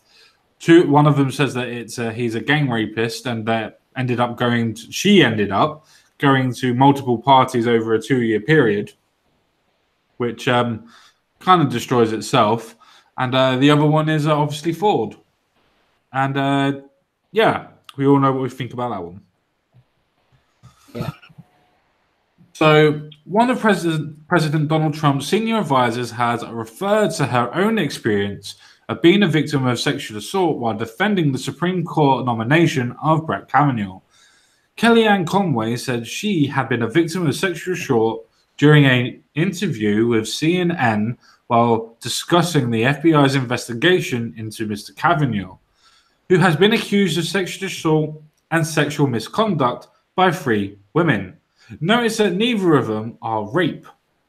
But yet, everybody has called him a rapist. Just wanted to put that out there for everybody. You know, when our media, something like Sky News, as bent as that is not saying that he's a rapist, proves the fact that there is no proof that he is, so they have to go with sexual assault and sexual misconduct. It's all about the buzzwords. Even No, I if think I modify them. I think it's deeper than that. I think it shows you that our media is not so embedded into the ideologies that are actually coming through from at least America's side, as the Democrats versus the Republicans. It's not so embedded into those ideologies, or embedded or entrenched, should I say, in those points. And I think that's the most important thing, that from outside, it's the reason why I listen to Russia Today and Sputnik and things like that. Not because I think that they're always credible news sources. I don't think they're always credible. But when you listen to their side of the story, as in the stories that come from outside of our own country, you have a less biased view towards particular ideologies, and it's an interesting read from somebody else on the outside looking in rather than inside looking out. It just interests me. I like getting news sources from different places. ACP. Hello. Hey, soap is here. To clean you all up. Oh, I'm dirty. Okay, this is getting disturbing. You love it. No, talking about soap. I don't understand that word. Well, no, you are from London, you dirty bastard. Oh, I thought it was because he was ginger. Wait, No, he just dislikes the sun, so he's dirty and very white. I would like to second your point about the news. Yes, Sorry, go Jim. ahead. Second my point. Jensen, were you about to say something? all I'm saying is I use the dirt to hide my skin color. This way I can get points for being darker skinned. I was going to say, does that cover as dark? What's it called? Darkening fate. Oh, I can't fucking remember what it's called now. Yeah, that's it. Is that blackfacing? It might be, and that's for the courts to decide. Oh no, not like we can trust the courts anymore, can we? No, we have a public opinion in court. Anyway, right, banter. Mr. Crumple point. And second, my point. Yes, Sputnik and RT. I think they used to be far more credible than they are now. I think that what people say of them now, what people used to say of them has become true. So when people were saying, "Oh, the famous phrase was a propaganda bullhorn," I wouldn't say that was true. I noticed that a lot of what I would deem independent British journalists were going over to RT because it was the only place that they could get any kind of editorial freedom. But then what's happened, and the reason I've basically stopped watching them, is because that has actually become true. They have become much more heavy-handed with their messages. However, the point still stands that if you can look at a foreign country's news sources, even if they're feeding you a load of bullshit, it can still be very refreshing because you can see from that country's national interests what foreign policy looks like versus our national interests. Mm-hmm. No, I completely agree with that. That's the reason why I always look at everybody else's news. I'll even look and watch Al Jazeera as well. So not because I believe everything that they say, but you've got to take bits and drabs from everywhere to be able to build up what the actual story is. Because everybody's going to make it look more beneficial for their side. So the more sides you look at, the more of a clearer picture you get. Yep. At least in my opinion, anyway. I think this is why I believe that the Russians aren't actually an enemy of our sort of part of the world either. I wouldn't say they were necessarily an ally, but that doesn't make them an enemy. And even then, the way our allies, so-called, behave, allies seem to be overrated these days. But it wasn't because I was watching RT. It was partly to do with that, but Yeah. it was more a case of not because of what RT was saying about Britain, because they were obviously very critical of Britain a lot of the time. And that's why it was good, because they were giving you news that the BBC wouldn't, for instance. Yep. But it was the fact that it was coming more and more clear that while the Russians were kind of apologizing for China, they were very, very wary of China. And then with Trump coming on the scene, you get the more right-wing pundits were starting to realize as well. It became clear to me, at least, that it's China that's the issue. And if you look at our politicians, they want you to look everywhere but China. And that cemented it for me, because it's like the Russians don't really have any particular affinity with China other than they've both been neglected, if you will. Yeah. No, I agree. Well, the fact is as well with China is we can't really get any of their news, and with the level of propaganda so high in China, would we actually want any of their news anyway? Because even if it is critical, it would be highly overly critical, especially considering of it being from anything outside of China. So yeah, I mean, I like doing that. Most people need to go out and use different sources and be able to widen their views, so to speak. Especially local newspapers are the best things for that. Don't always go for national newspapers and things like that. Go for local because they actually do more of the investigating than the big newspapers do, believe it or not. Especially for the local area, anyway. Yep. And with the Chinese, if you actually read the Chinese news, even the Chinese don't get news. You know, like you said, because of the censorship and propaganda and the fact that the government are just so iron-fisted. Yep. It's almost impossible to get genuine Chinese news. I really like the channel China Uncensored on YouTube. Oh, yeah. A fantastic channel because they basically cut through all the propagandizing, but they don't have a party political angle either. Yeah. So they portray Trump favorably, right? Not because as Americans they vote Republican or Democrat, but because Trump is standing up to China. Yeah. And that's quite interesting to me to see somebody stand up for a politician just purely based on the one issue that they care about. It's almost refreshing. Yeah, There yeah. should be more of that. I agree. I think that we should separate different issues and be able to follow the ideas of the actual points that are being made rather than everybody trying to go, oh, well, he's a Republican. You know, it doesn't matter. Let's talk about the actual issue that's in front of us. Well, we've got a bus that needs to be rebuilt. We're not going to go and look at the reasons and history of everybody that's there. Are you a mechanic? Yes, well, you need to fix the fucking bus. Agreed. Yeah, I completely agree. For that reason, Dennis Skinner, of all people, is one of my favourite politicians.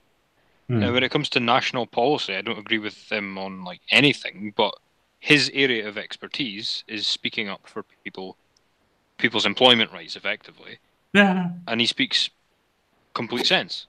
And so, when it comes to that issue, he's a good source to go to, in my opinion. No, it doesn't mean I need to agree with everything he says. No, but that's the thing. I don't think everybody has to agree. I think that is where a lot of people go wrong.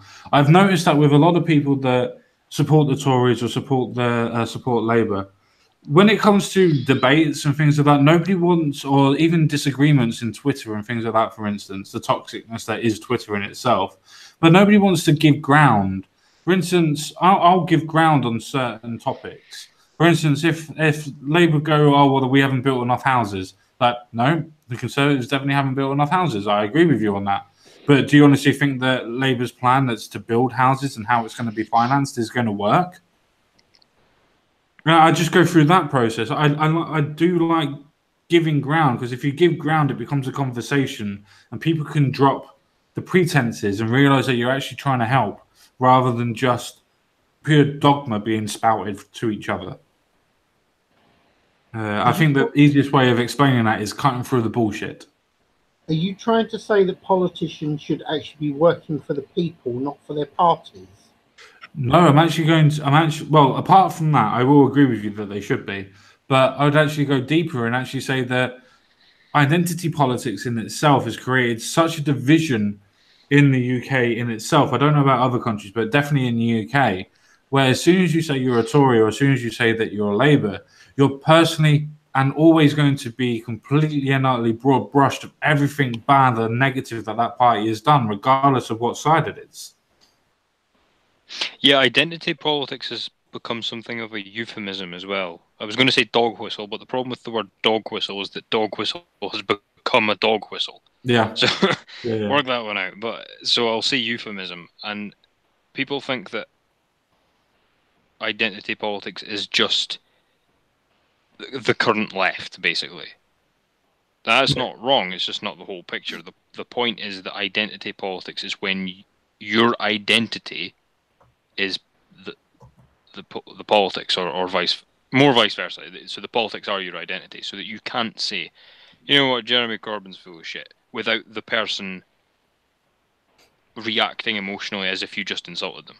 Yeah. Because it's part of their identity, and because they've not thought about it. Yeah. In a rational way, they overreact as if you insulted them because it's their identity, and that's what it means. And people are forgetting that and just using it as a slur now, which I think is a shame.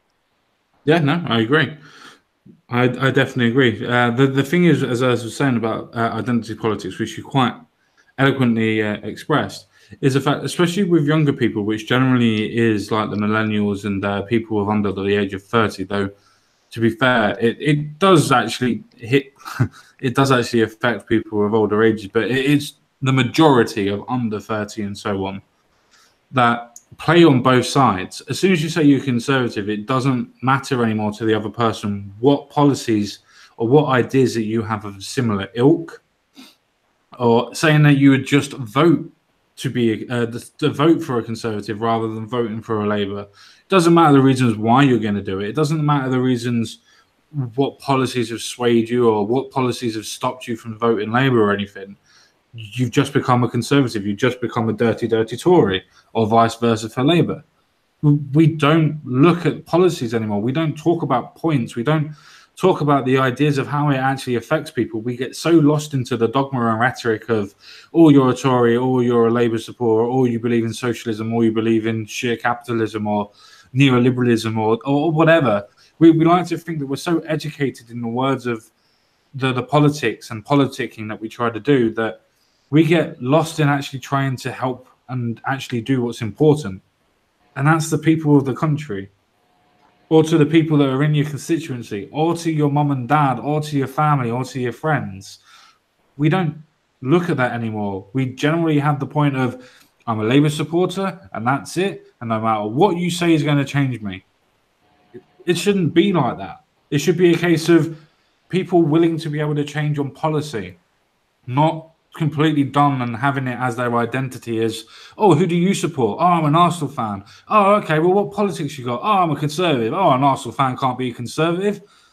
So on and so forth. That's how it's now going, and taking little bits of every form of identity and turning it into your identity rather than it being, oh, yeah, well, I kind of like the Conservatives. I do support Arsenal, but it doesn't mean like I don't like the way that Man United or Chelsea play football, so on and so forth. Mm-hmm. It doesn't. We can't take the actual point of realizing that the other side has qualities that we should look into as well. Both sides, all sides.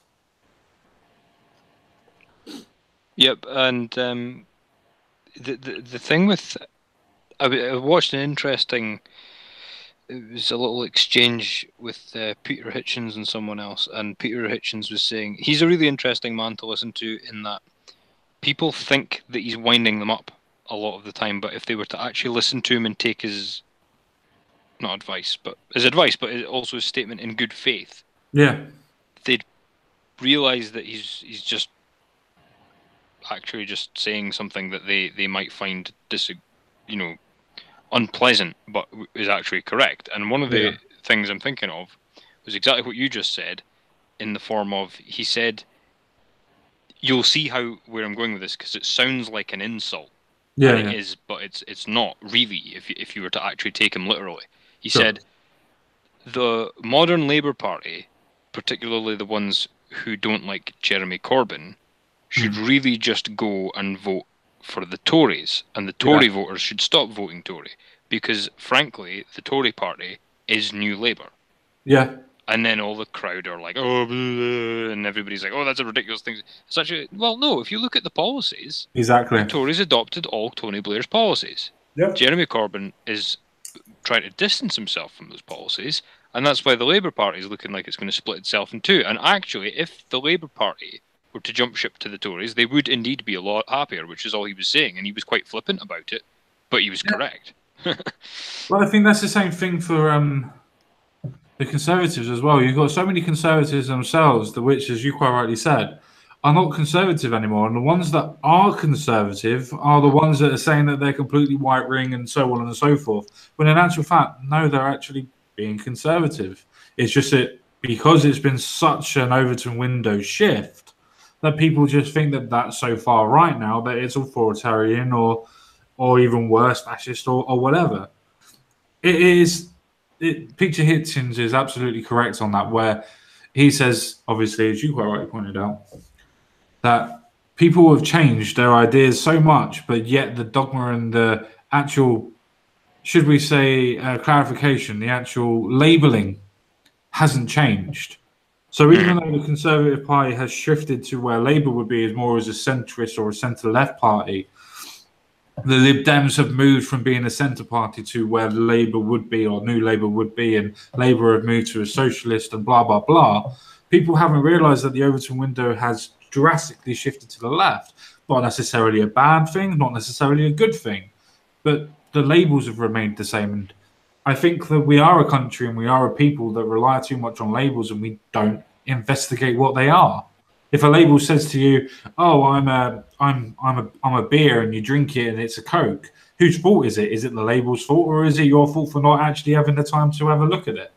I don't know anymore.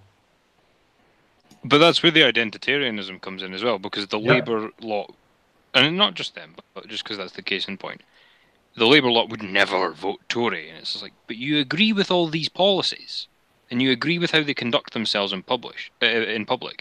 And you know the gay marriage thing, for instance, that's not a conservative policy.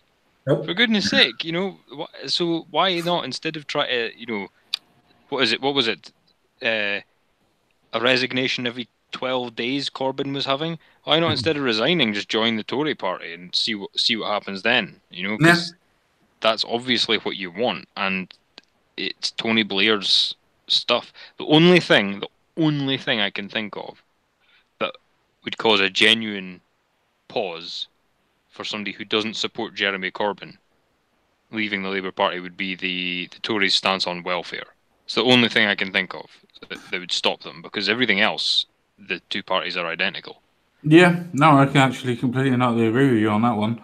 I think it would be very, very interesting to see the left wing of the Conservatives and the right wing of Labour actually just joining to make a centrist party. I honestly think that they would actually probably sweep the nation. Because it would be... Honestly, that's why I think that if Blair came back, he would win. I honestly think that. No, he wouldn't. If somebody of his ilk come back, they would win. But if Blair went into either politics or any side of the political spectrum, whatever side he went onto, he would taint, and they would not get anywhere near winning again. Maybe, I don't know. I look at the way that Hillary Clinton conducted herself and still nearly won the presidential election, and then I remember how people, particularly my age and younger, behave and are so oblivious that I think that if he was to form a new alternative third party with him at the head, or at least part of it, or maybe even just financing it, maybe people would vote the shit out of that.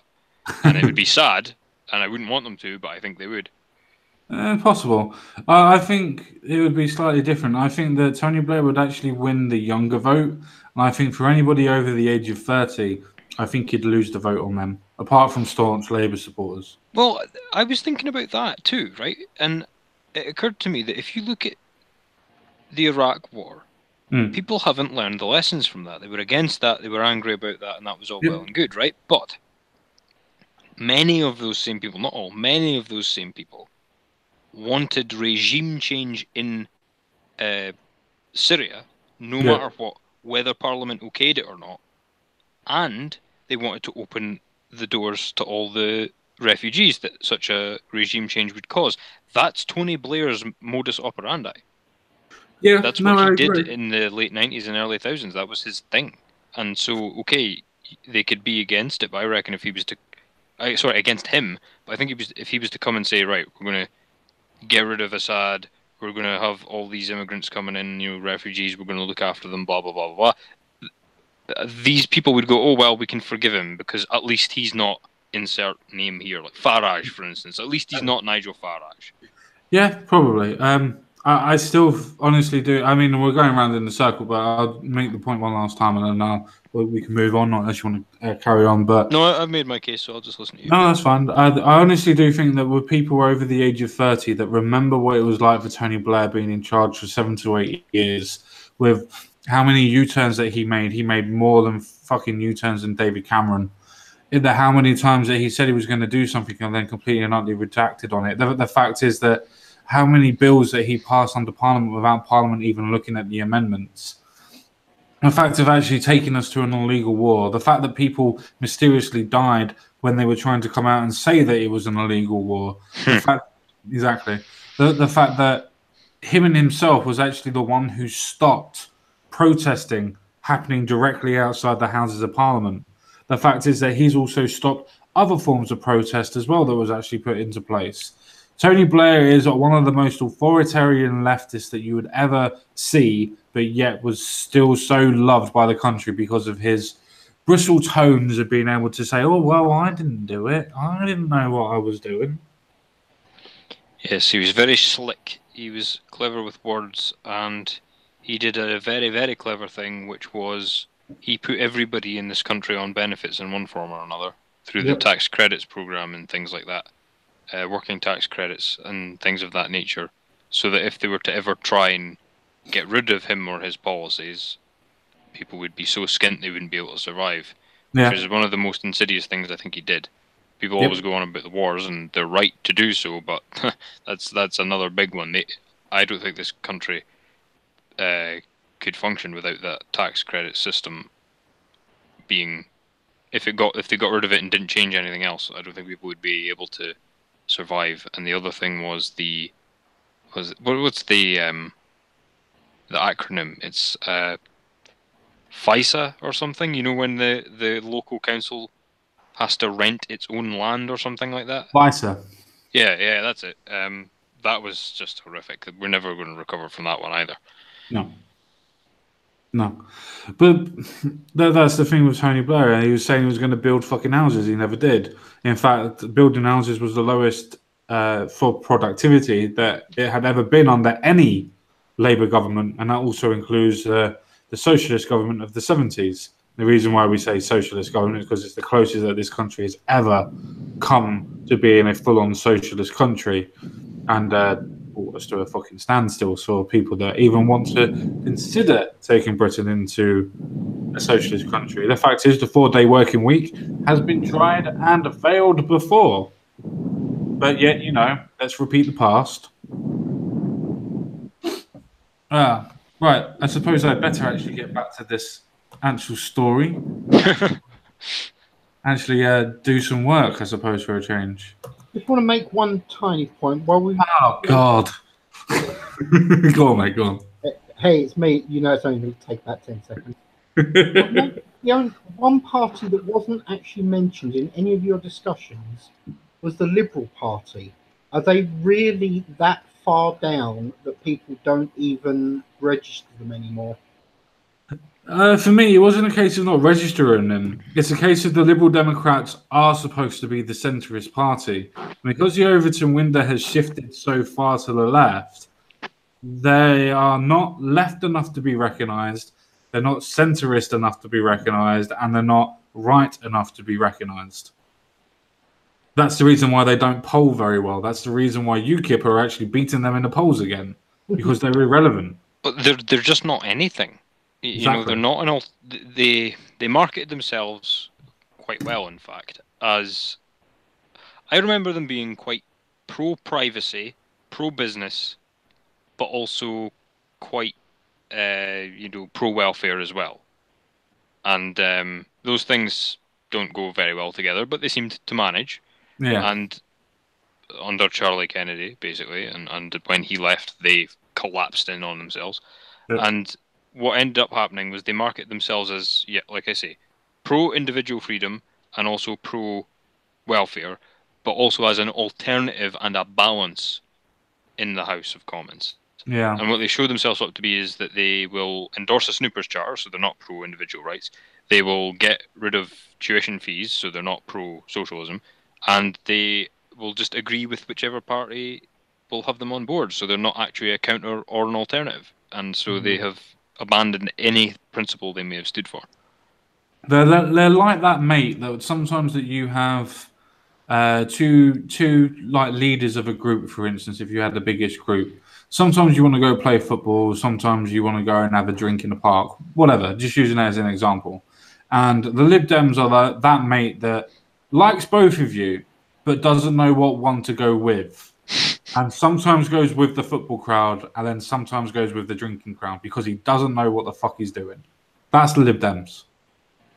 You're trying to say they would be indecisive, but they're just not sure about it.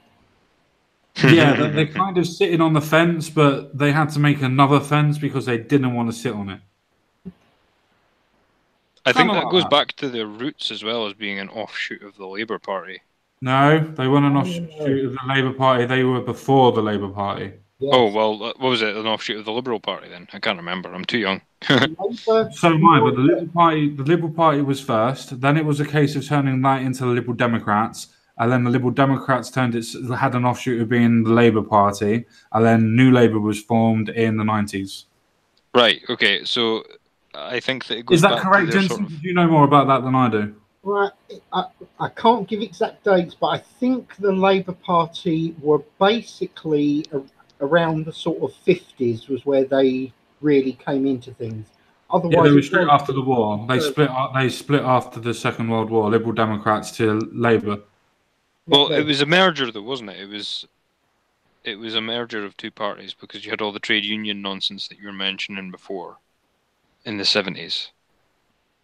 But anyway, so I think that the Liberal Democrats are a victim of their quite heavy socialist roots because they've got this tug of war in their party all the time between those sort of hardcore socialisty types and career politicians like Vince Cable, who have just come in to make some money and be heard as a voice of authority, and Nick Clegg. And because of those two things at each other's throat all the time, they just never got anything done and never had any principles. Yep. Like, I would argue, for example, that the Labour Party and the Conservative Party don't have principles, but I know that the MPs within those parties largely have principles. I really can't say the same for the Lib Dems. Yeah, I definitely agree with that. The Lib Dems don't really have defined principles and defined policies. They try, and miserably, try to take the best from both sides, as in the both from Labour and both from the Conservatives. And when you look at the policies, it's just like, well, you can't do that while you're doing that. You can't do that while you're trying to do that. What the fuck are you trying to do? And it's just a blatant, well, we'll try and pander to everybody. The Liberal Democrats are literally this additive. They're literally this phrase and saying in themselves. I can't think of the right word, sorry, but they are this saying in their own words. You can please some of the people some of the time, but you can't please all of the people all the time. And the Liberal Democrats try to please all the people, and that's the reason why they don't please anyone.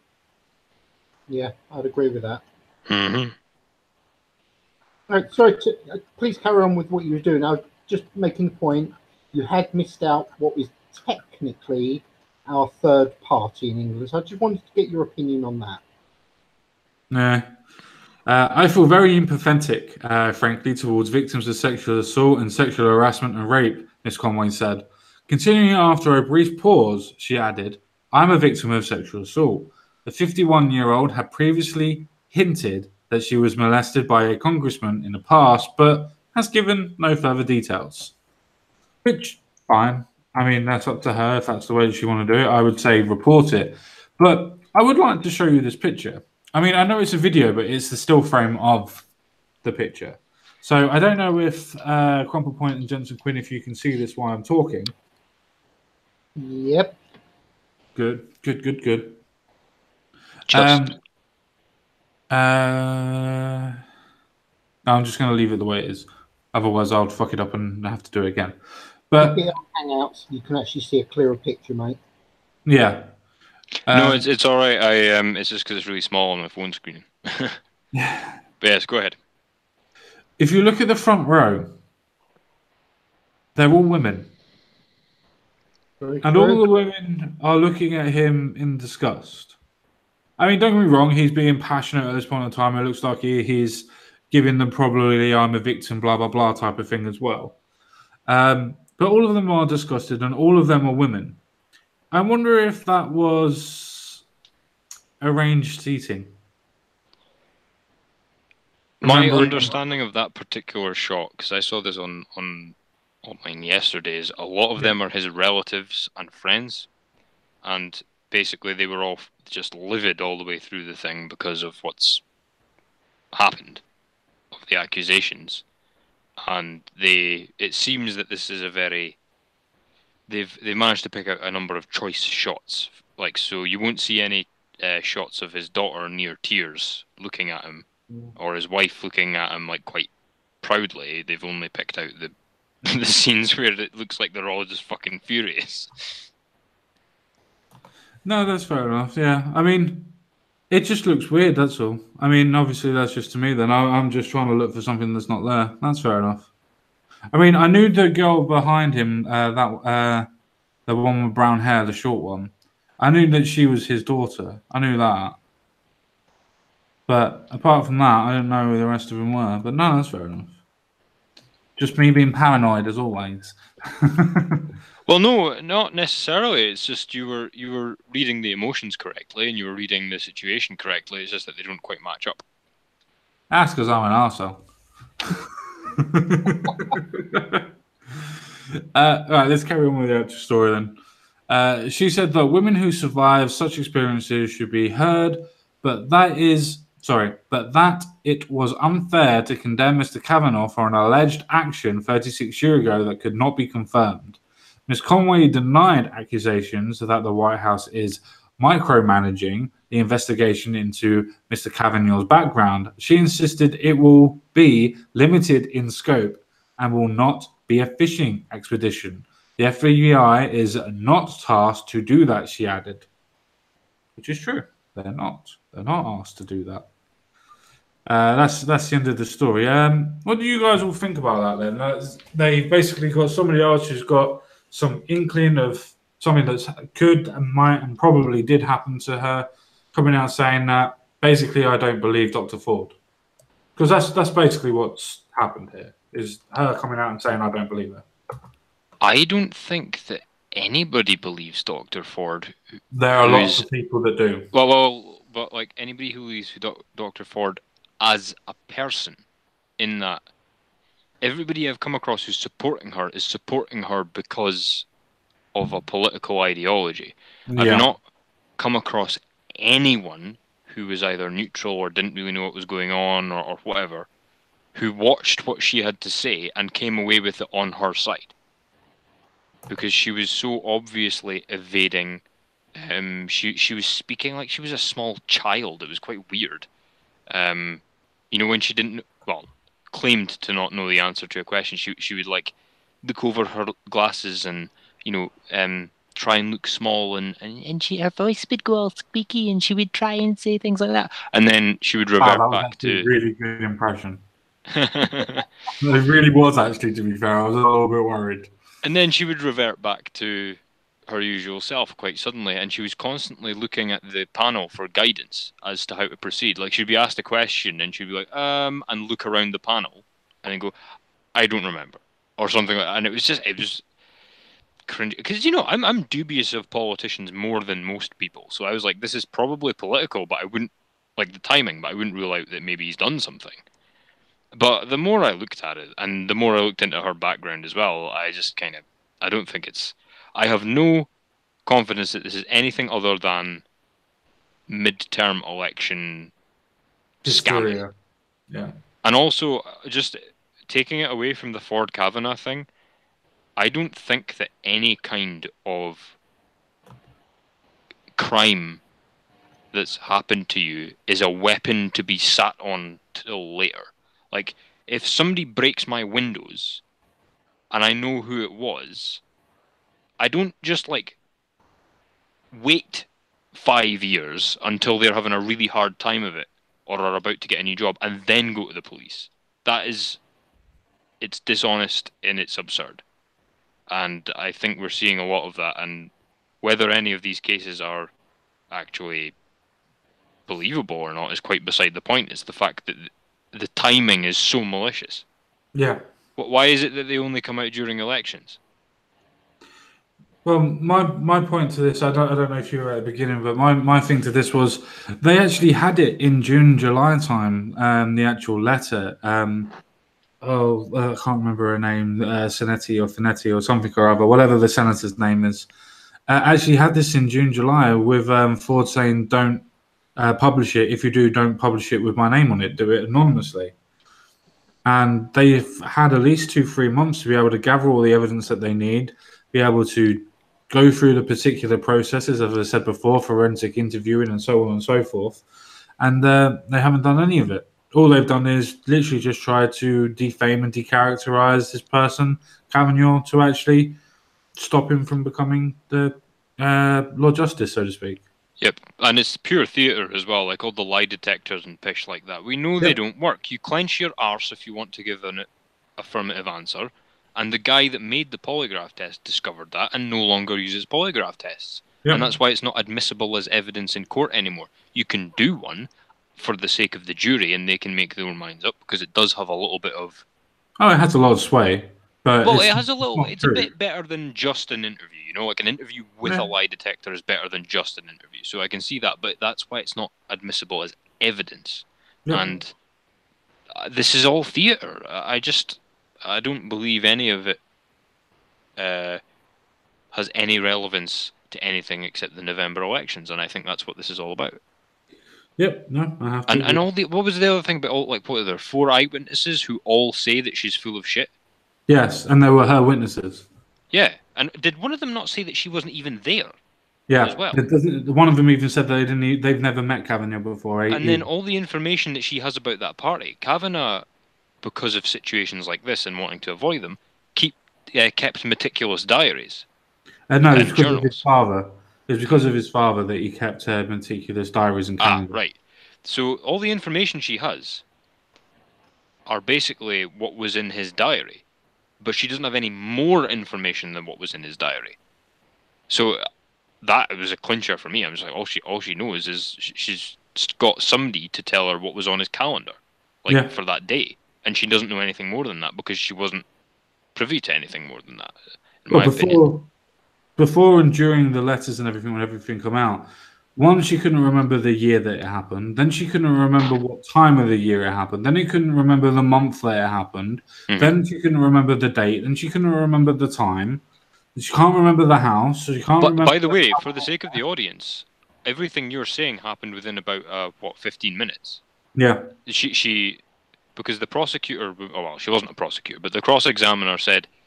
She asked her that. She said, "Did you not initially say it was 1982 and then change it to 1985 and then just say the mid-80s and then the early?" And she was like, looked around for advice from the panel and came away with the answer. And then what was that? That Cory Booker guy made an absolute sideshow of himself. That again, absolute clinched it for me. I couldn't believe nobody laughed when he left. It was hilarious. Yeah. But as you quite rightly said, this is just a political circus. It's surprising how in America that everybody's so used to having reality TV sitcoms on and like the Judge Judy's and whatnot, that everybody's just sitting there going, "Oh yeah, this is normal." This is not normal. You don't have due processes in the front of live audiences. You don't have due process where you don't even have evidence that's being counteracted or weighed up. That's not how due process works. Yeah, exactly. This isn't even a trial. It's a hearing from a committee. Yep. And I'm pretty sure, I don't know all the committees, but there are some committees in America that aren't actually legal. This one can't be gotten rid of. This one's as legal as an FBI investigation. Maybe I should have said constitutional. I'm not sure, but there was a Razor Fist video recently where he was talking about John McCain. Yeah. And he was showing how John McCain would set up these committees. I think it was John McCain. And he was showing how these committees have legal power, but aren't actually legally set up. Like they can't be shut down. Yeah, They can only be that's shut true. down by themselves. And I was like, holy shit, like that's scary. No, that's definitely true, mate. That's definitely true. This Senate panel, because it's done by the Senate, is the same power and same jurisdiction as an FBI investigation. Oh, Which okay, is right. the main reason why everybody on the Republican side was going, why the fuck do you want an FBI investigation? This is exactly the same as one. Yeah. They have the power to subpoena. They have the power to be able to put people under oath, and they have the power to go out and investigate if they so choose. Right, that makes more sense then, because I wasn't sure. The fact that they'd both volunteered rather than being subpoenaed confused me, because I wasn't sure whether they were going to be subpoenaed or could be or what. Because obviously she was eager to burn him, and he was eager to defend himself, so they didn't have to actually ask very hard. Yeah, well, it's the same reason why people were saying, "Oh, why did nobody mention anything about Mark Judge? He's supposed to be another thing." The thing is that his testimony and his interview completely and utterly corroborates everything that Kavanaugh has actually said and everything that Kavanaugh has actually done. So they completely and utterly forgoed it and got rid of it. So they didn't make it into court. Well, into the hearing. Yeah. And let's not forget, this Kavanaugh guy is hot shit. Like, he's... Like, I don't care about what people think of judges and politicians. I don't like them either. But I'm just saying, by those rules, he is extremely good at what he does. He's already served in, like, the highest of offices that his profession allows. It's not like he's a career... This isn't like a career-making moment for him. He's already been up there. This is just a ridiculous... Well, he's not been as high as a Lord Justice or a sitting Senate member. He hasn't been. No, that this is high. like the tip top of the mountain. This one, isn't it? Yeah, this is the tip top, but he's always been just below it for a very long time. He's also been appointed as a chief circuit judge as well under Bush. That was what it was. Yes. The circuit thing confuses me because we don't have that terminology over here, and it's always So yeah, he's always been around. But the thing is, as you quite rightly just pointed out, if this woman Ford was supposedly of doing this because she didn't want people to be raped by this man because of his position of power or be affected by his position of power, why didn't she come forward under the Bush government? Because he was very, very powerful then. Very powerful. Not as powerful as he could be, but still very powerful and powerful enough to be able to use it to intimidate or force people to do stuff if so choose. So that always worries me, always goes against me. There's something that I didn't actually know as well before. Did you know that Kavanaugh's mum, I believe it was his mum, actually did property rights on Dr. Ford before? Yes, I knew that. I didn't. That makes it sound a hell of a lot more personal, doesn't it? Yeah. And she's like a real crazy supporter of the Democrats as well. It's not like she's coming from nowhere here. Well, let's be honest, all of them are. All of the people that are supporting Ford are crazy Democrat supporters. Yeah, and that's why it's a ridiculous... It's not even a show trial because it's not a trial, but it's like, you know what I mean? It's beside the point of the whole thing. And people are deliberately seeming to use it as a partisan tug of war. And frankly, I think some things should be above that. Yeah. Especially finding justice for a rape victim. That should be above party politics. Well, tell you what, right? I hate Bill Clinton with a passion, and I know he's molested women, but I would not entertain for a moment a woman who he didn't molest coming out at election time saying that she molested him in the circumstances that Ford is saying. Yeah, in the circumstances 15 years ago, with no corroboration, no evidence, can't remember what year it was or anything. And, like, I know he's done stuff. I know he's a bad man. But you've got to convict him for the stuff he's actually done. Otherwise, it's just chaos. And I agree. So this is this this is me kind of saying, like, it doesn't matter what side of the aisle you're... Well, not on either side of the aisle, really, but it doesn't matter what side of the aisle you're on, because some things, like justice and, like, you know, having a society that can actually run, should be above party politics. And this is not being treated like that. A system that's supposed to be run to determine who's done stuff and who's supposed to be fit for work and fit for purpose should be above party politics and partisan politics. It should be above all of that. Jensen Quinn, I know that you probably want to get off, so more than welcome if you want to get off, sir. Okay, thank you very much. Nice seeing you again, CP. And thanks for having me on, guys. Speak to you later, everybody.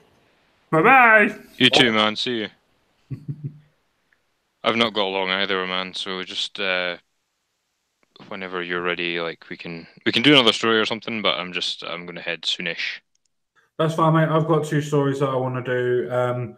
I basically got one story that says that another former classmate of Brett Kavanaugh says that he drank more than he lets on.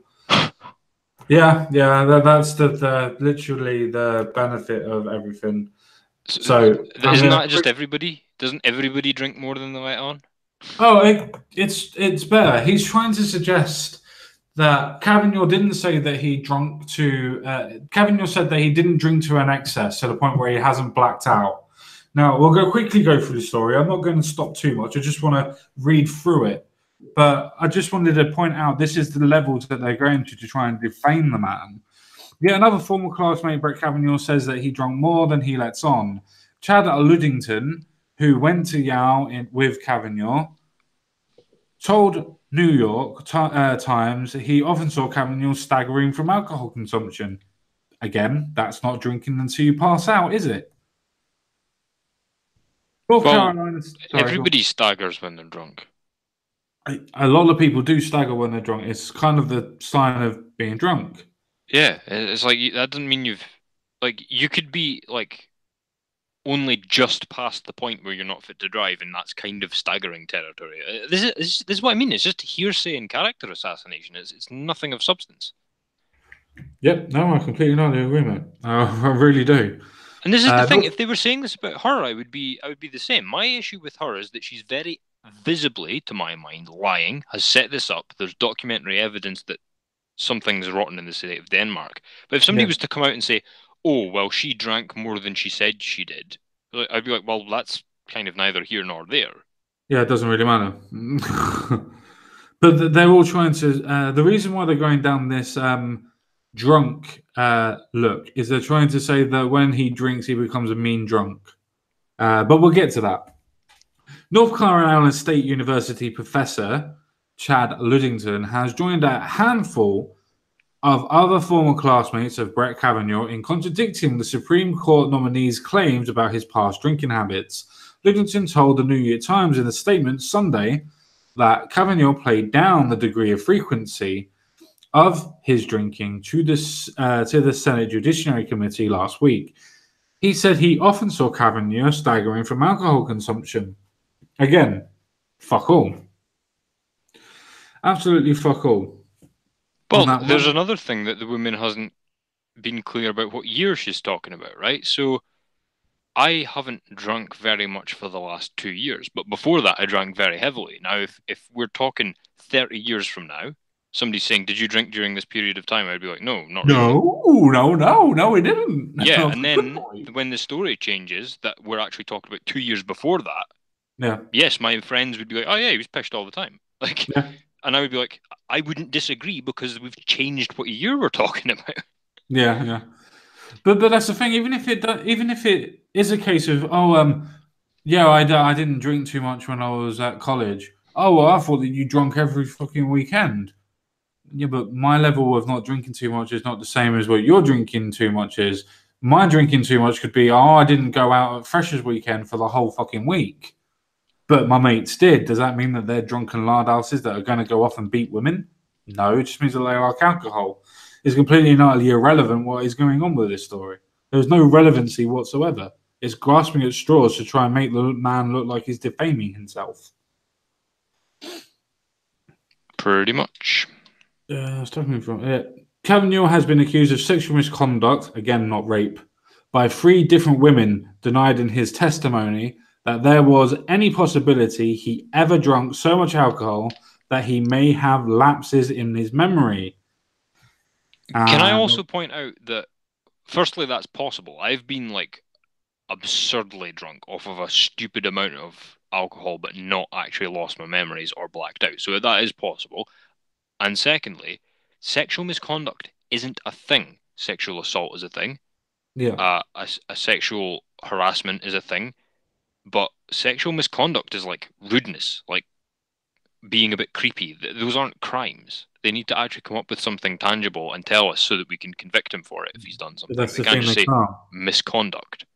That's the thing, they can't. They haven't got anything for him.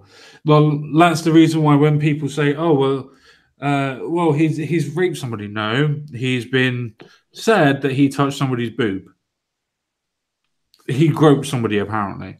Yeah, very bad, very bad. Not saying it's good. Not saying that you should go out and do it, but at the same time, it's not fucking rape. It's not rape, and yet he's been called a rapist because of it. It's not rape. Even if that bit is true, which I still don't even believe that bit's true, but well, we'll get on with it anyway. Well, that's also not a controversial statement. People will autistically screech about that, but it's not a controversial statement. That's why sexual assault, sexual harassment, and rape are different crimes. Yes, definitely, So very people much can, so. Be theatrical all they like, but that's the fact of the matter. Yep. That's true. Laddington called Cavagnor's answer about drinking a blatant mischaracterization. I love the way they put characterization with a Z instead of an S, but whatever. Based on his experiences around the judge when they attend at Yale University together, Laddington claimed he often saw Cavagnar belligerent and aggressive while drunk. Well, that's the first time that people have come out and actually said that. Again, not a crime. No. And belligerent and aggressive still doesn't mean that you'd go off and rape somebody. Also, belligerent and aggressive while drunk is not the same as is not the same as violent every time he's drunk. Yes, I know. That's not the same thing. It's like I saw him be belligerent and he was drunk at the time. It's not the same as every time he was drunk he became an aggressive, violent maniac. That's why they are manipulating with their language. Yep. No, I completely agree. Did you ever see that film Under Suspicion? Not what I'm aware of. Everybody should watch this film. It's Gene Hackman and Morgan Freeman, and I won't give away much about it, but it's a film about how if you scrutinize an ordinary person's life, it's very easy to make them look like a criminal because we're all guilty of something. Yeah. This is a matter of that. It's just like you could probably, if you were to take a photo of him at every one of these opportunities, he would probably look like the biggest bastard under the sun. But you've got to take everything in context and over his whole life. No, completely not agree. I completely not agree. If you wanted to, if you knew enough about the person or had enough about their life, like growing up with your mates, so to speak, you have so much evidence and so much ways of being able to incriminate one of your mates. No, you never would do, obviously, but you have so much ways of being able to do it: drinking when you were 11, or going out and playing when you're not supposed to, or you accidentally kicked a ball and you broke a car window. So many things that could make you look and seem like a criminal. Yeah, exactly. Common sense guy has he drank far too much and he caused acts of vandalism and he was aggressive towards people and blah blah blah blah blah. It's like, yeah, a couple times. We don't know to what degree. We don't know like how often. We don't know under what circumstances. And you're taking out of the fact spinning around with a Lambrini bottle. Yeah, you're taking out of the fact as well that the rest of the time he was being a nice chap, Yeah, but that is so easy to be able to counteract and being able to prove somebody as guilty as you want them to be with circumstantial or hearsay evidence. That's the reason why you want substantiated evidence, not hearsay. That's why witness statements are great, but only if they can be corroborated. Yep. Right, the Senate Judiciary, it is truth that is at stake. And I believe that the ability to speak the truth, even when it does not reflect well upon oneself, is a paramount quality we seek in our nation's most powerful judges. Ludington said in a statement to the Times. Interesting. What about in professorships? Should we listen to the truth in professorships? Should we? I think we should. Find out what's going on with in your professorship. See if you're telling the truth and everything. See if you've been drinking. See how many times that you've been privately tutoring female students, shall we? Not trying to cast any aspersions. I'm just saying that one can quite easily try and find things that would make you look incriminating if one wanted to push hard enough. Yeah, and people live messy lives, and there's probably a lot of people who've, done that, but there were two consenting adults, and it was, it was a bit dodgy looking, but they were both fine with it, and everybody went home, and the two people were probably quite nice in real life, But if you take that one incidence and show it in a certain way, you've got two deviants and an evil, brutal, what would you say, person taking advantage, and you know what I mean? Like it's a narrative. It's nothing of substance as usual. Yep, always is. From journalists as well. You know the phrase that they don't have a leg to stand on. They don't have a floor to stand on. They don't have the foundations to even be built upon, let alone a leg to stand on. Right, where were we? We don't reflect well upon its paramount quality we seek in our nations with powerful judges, said at the Times. The Senate Judiciary Committee voted 11-10 on Friday to recommend Kavanaugh's Supreme Court nomination advance to a full Senate hearing. Shortly after, the White House agreed to request the FBI to dig into the accusations against Kavanaugh. So they've got what they want, after all. And good old Senator Bernie Sanders, whatever the fuck that is, asked that the FBI investigate Kavanaugh's older drinking habits because the old drinking habits are definitely going to prove that he raped somebody. Definitely. Or is it to just defame that person and say, well, judges shouldn't lie. Okay, he didn't give you even if it is bad and he drunk every fucking day, he didn't give you a full point of how bad that he drank. So what? I don't see how that's a bad thing. I really don't. Even if he did drink really heavily and he said, oh no, I did drink, I just didn't excess where I was blacked out. But even if he did drink to an excess where he blacked out, that means that he couldn't physically fucking do anything. Yeah. So how would he that's a good point. Hard and then rape somebody? Well, this is the thing. He's not even been accused of rape. They can't even decide what he's being accused of. Is it rape? Is it a grope? Is it like because it's escalated from a bit of unwanted touching to gang molestation. Like apparently, no, yeah. But she can't remember any of it. Like, oh no, she can remember that it was Kavanaugh that raped her, but she can't remember when. She can't remember in what place it was, in what house it was, how she got there, how she got home, what the weather was like. She can't remember who the other people in the room were. They've changed. Yeah. How many of them there were? Because it was 2, then it was 3, then it was 2 again. Yeah. It's just a fast. It really is just a fast. And this is the thing. I have no interest in defaming this woman and making her look like a fool. She's done this herself. I'm going off of the information she has provided. I think that politicians are fucking crooks. Yes, and a lot of judges are as well. So I'm actually sympathetic to her cause. It's just the fact that the Democrats have been at this for years now, since 2016 and before. It seems to be their choice tactic when they want to go after people they don't like. And there's no evidence. None. Yep. And you and me have looked into things where, not half, but like a lot of your videos have been about investigating sexual assault and sex trafficking and rape. So you know what you're talking about. Well, I have an idea. Well, you can spot it. You can research it. You've done this. It's not like you and I are unsympathetic to this particular of course not. thing. We're very If I honestly sympathetic thought to that it. she was true, regardless of party politics or political views or political allegiances that I might have, I'd be on Ford's side. If I honestly thought that she was a rape victim, I'd be on Ford's side, and I would be condemning Kavanaugh and saying that he needs to go off and die somewhere in a bloody forest by himself. Yep. But I don't think that. I don't see evidence for that, and I probably won't ever see evidence for it. Evidence is just a tool of the patriarchy to harass women. Oh, we'll get there. You'll enjoy. If you stay around for the last bit, we'll get there.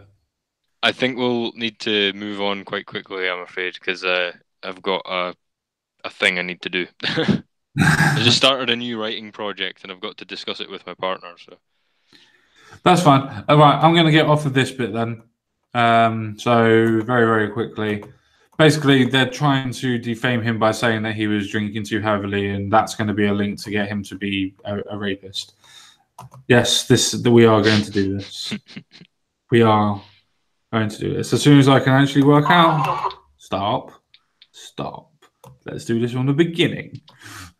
It's going to be quite loud. There's going to be a lot of screaming, but we're going to try.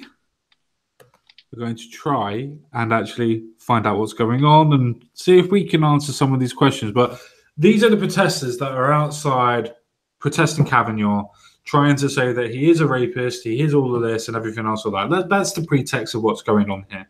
And the white guy that's out there he is a Republican. He's going out there to ask why they are protesting and what's going on. And this is the result of what happened. Oh, yes. So let's watch this.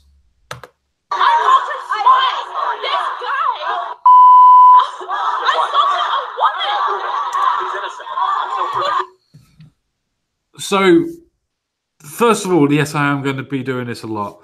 But first of all, this woman basically swore, then laughed that she swore because she knew she was on fucking camera. Because obviously she's lived a shelter's life. Now, I'm not going to defame everybody, but honestly, I really do find it interesting that, this guy fucking assaulted a woman. Does that mean that you're going to have to protest him? I thought you wanted equality, for instance. Say that there isn't a reason why somebody wouldn't assault a woman. Say, for instance, there was a woman that was coming at you with a knife.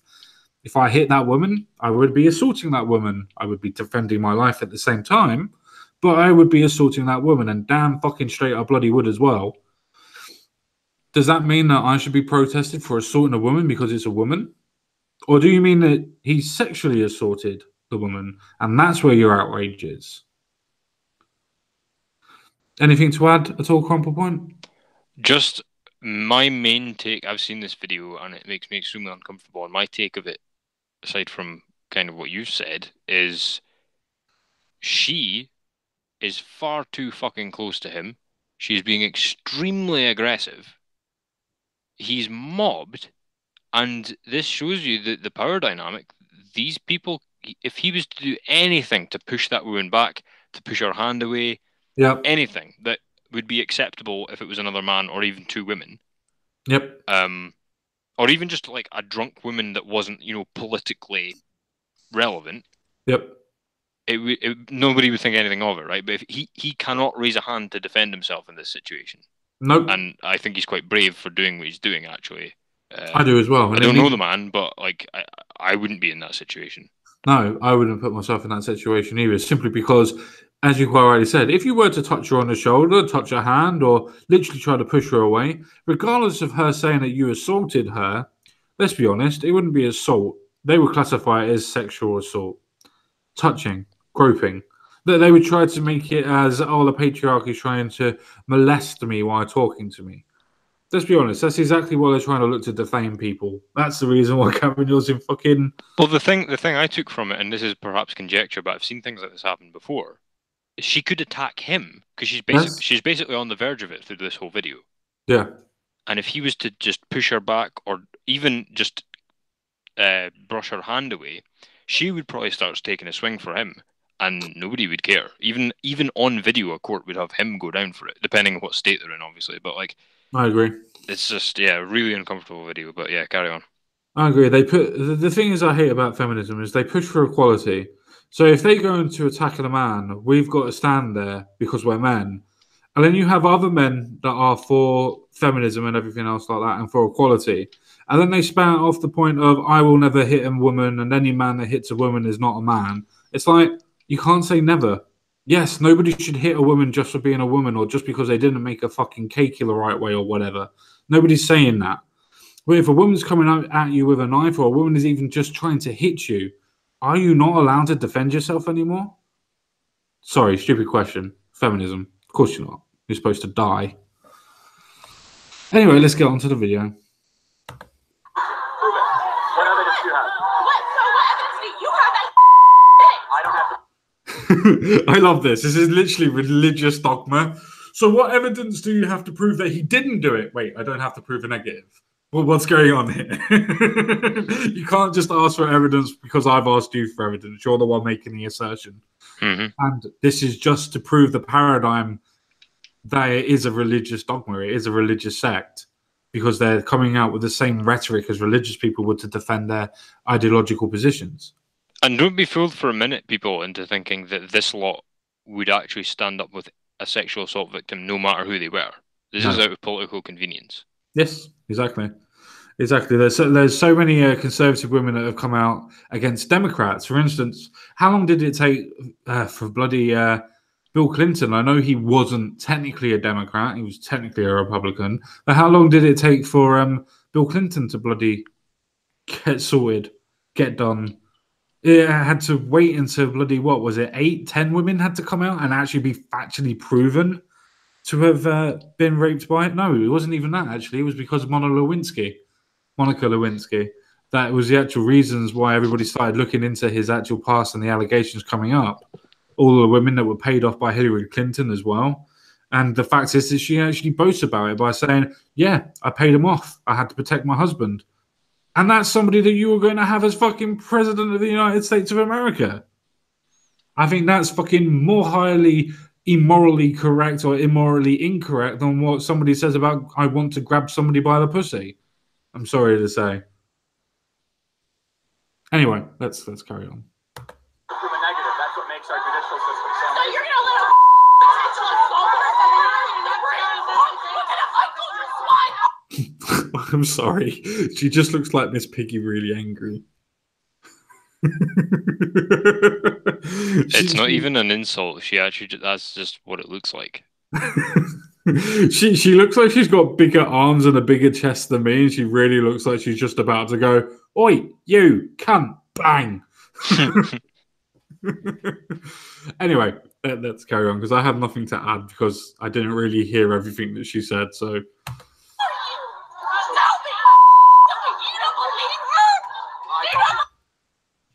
That I did hear, even though it was completely and utterly screaming all over the place.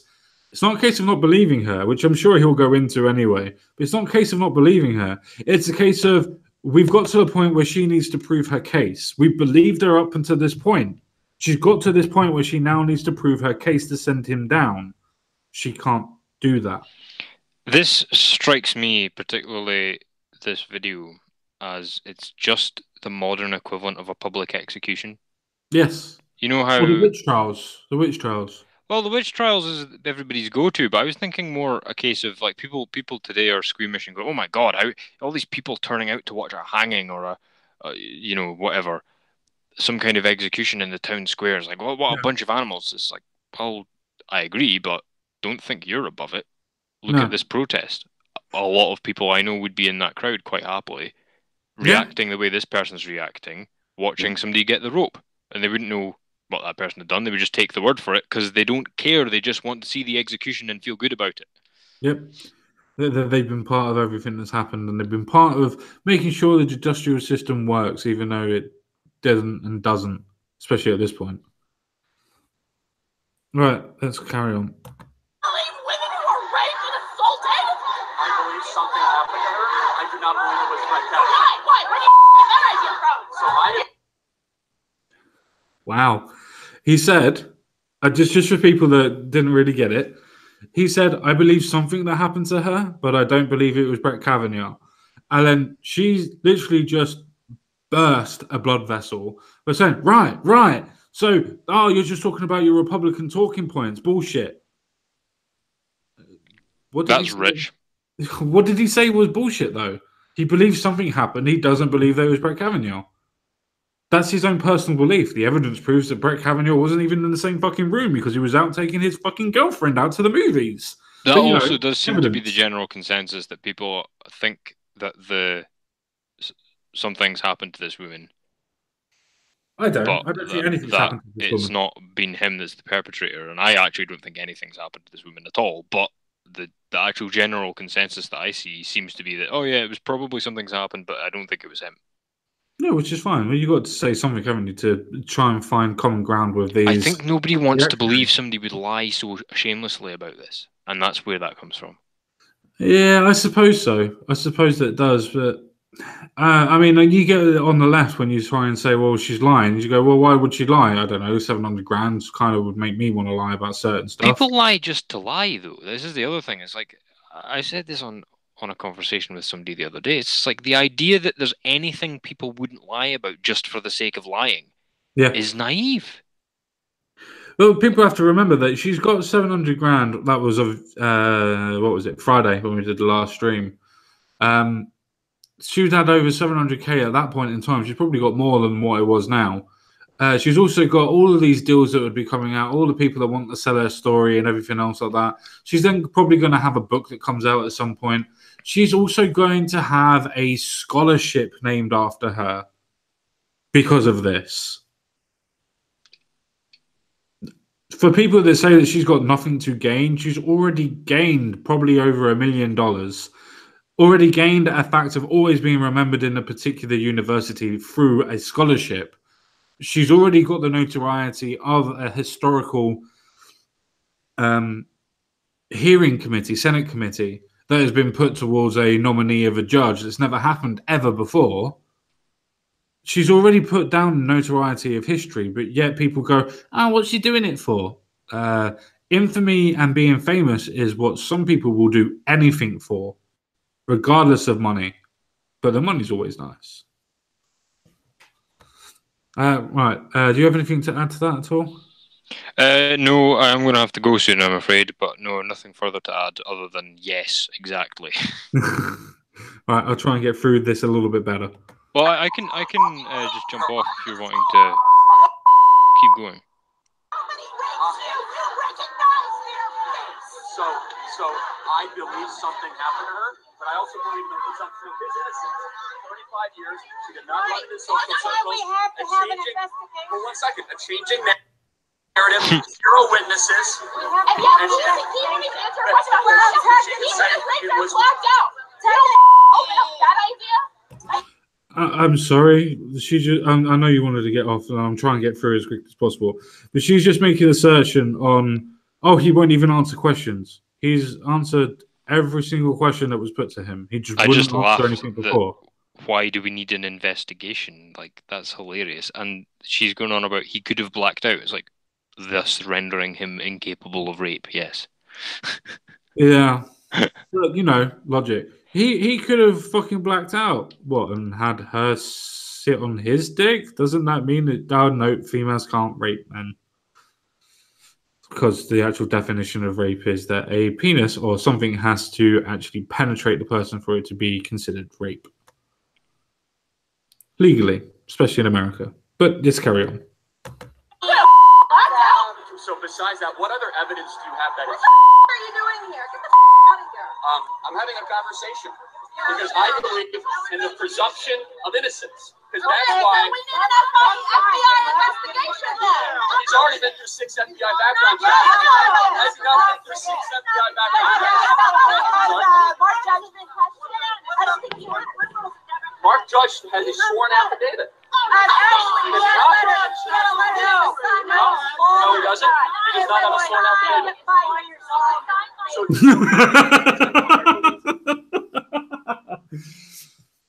So he doesn't have a signed affidavit. No, his lawyer signed it. Yeah, that's how affidavits work. But that's literally how affidavits work. You sign it, the lawyer signs it for it to be an affidavit. But logic.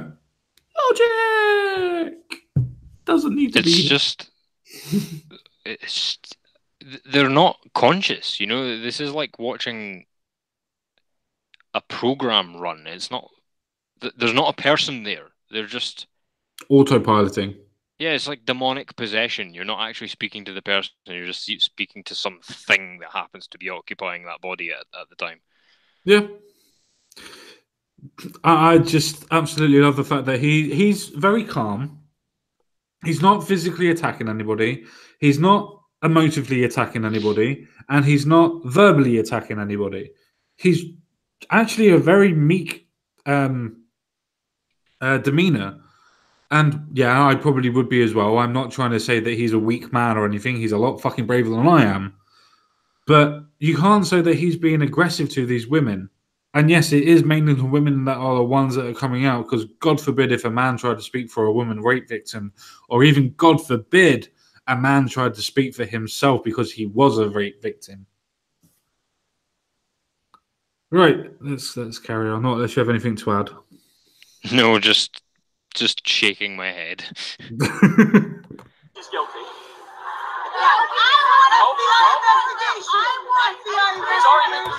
I'm sorry, Crumple. I want. Well, I fucking wants don't fucking get now. Fuck off. Anything to add? This just the whole thing is really quite disturbing, isn't it? It's basically outrage Glastonbury, you know. I love the way that everybody's outraged, but yet everybody can film it. Watch me take on this Republican dog. Rah!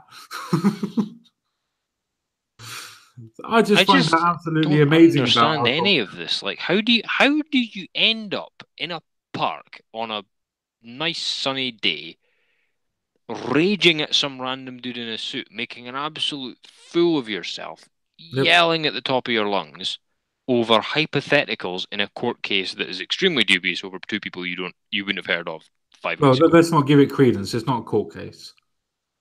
Yeah, but it's just like, how did she get from her house doing normal human being things to that? How does that happen? Indoctrination. Yeah. It's the only explanation. Indoctrination like a cult. Well, it is cult behavior. I mean, it looks like, you know, when you see people speaking in tongues and things like that, that's what it reminds me of. Yep, I agree. I do agree. Right, I know you need to get on, so let's carry on. FBI background check. By the way, there's no information. Well, no, it means that you have the presumption of innocence. You can even reopen criminal cases with the idea that Julie Swetnick went to a child getting rape ring that he ran. That's ridiculous. Everyone knows. Why is it ridiculous? Why would she keep on going back to the parties if that was happening? That's the end of the video, and great point to end on. Why would you keep on going to a party that you knew was a child rape gang? Why would you keep doing it? Not unless you're the Democrats or Bill Clinton. Yeah. You know, it's just that nobody wants to believe on the presumption of fucking innocence anymore. It's retarded. It fucking is retarded. I would just like them to do something about creepy Uncle Joe before they go around slinging accusations at other people. Yep. No, I completely not agree. If you want to get off Mr. Crumple Point, I'm not going to be finishing. I've actually got two people that actually want to come on. So if you wanted to get off, if you want to give a final word or something like that, then please do. I'm just going to be sending these people a quick link. So if you wanted to say a final word, please do, mate. Yeah, I'd actually love to stay on, but I've got prior commitments, so I shall bugger off. But thank you very much to Mr. Common Sense for being Mr. Common Sense, for having me on, and for actually trying to bring some semblance of sanity to all this. I have a YouTube channel if anyone's interested, and please come along and check it out. Shameless plug. And I hope I am on with you again soon, Mr. CSG, and I will catch the rest of your stream in the morning, I think. No problem. Thank you very much. Okay, cheers, buddy. Cheers, mate. Bye, mate. Take care. Bye, you too. Right. I'm just sent a couple of messages to a couple of people that want to come on. These people are obviously American. That's the reason why they're coming on and why I'm putting the stream it out a little bit later than what it would normally be. And I know it's already a little bit late. So hopefully we'll have a couple of people very, very soon. I just want to hear what their views are, because they're not all right-wingers. A lot of them are libertarians. A couple of them are different things. So I'll let them explain themselves as well. It'll be easier for me than me trying to explain everyone. So this is S-Man Speaks. So please speak, S-Man. Hey, everybody. Well, yeah, that's my name. I make videos about whatever subjects I am in the mood to talk about.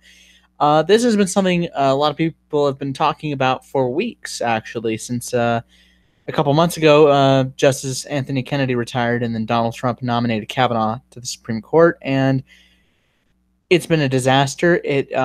Just this entire thing's been a joke, except none of it's been funny. It's just been utter stupidity. I mean, a lot of people do look at America and think of us as a joke, and if anything, this just kind of proves maybe they have a bit of a point there anyway. It's just, and the people involved in this have just been pissing me off this entire time. You know, the Senate Democrats and just people in general, especially on Twitter, where it's like, so the person makes a claim and you're going to say that the testimony is evidence. You're going to say that this guy is in fact a rapist. I mean, I'm going to be completely straight up. I would not be shocked if this man actually did this. I wouldn't be. However, I'm not going to automatically say that, yes, this person did this, and, you know, like the burden of proof is not on Kavanaugh. It's on all of his accusers, Yep. and none of them have been able to provide any solid proof that he did this. Definitely. I definitely agree with all that. I mean, yeah, I don't agree that he did it, but even if he did do what he's been accused of, it's still sexual assault, which is classification of groping. Yeah.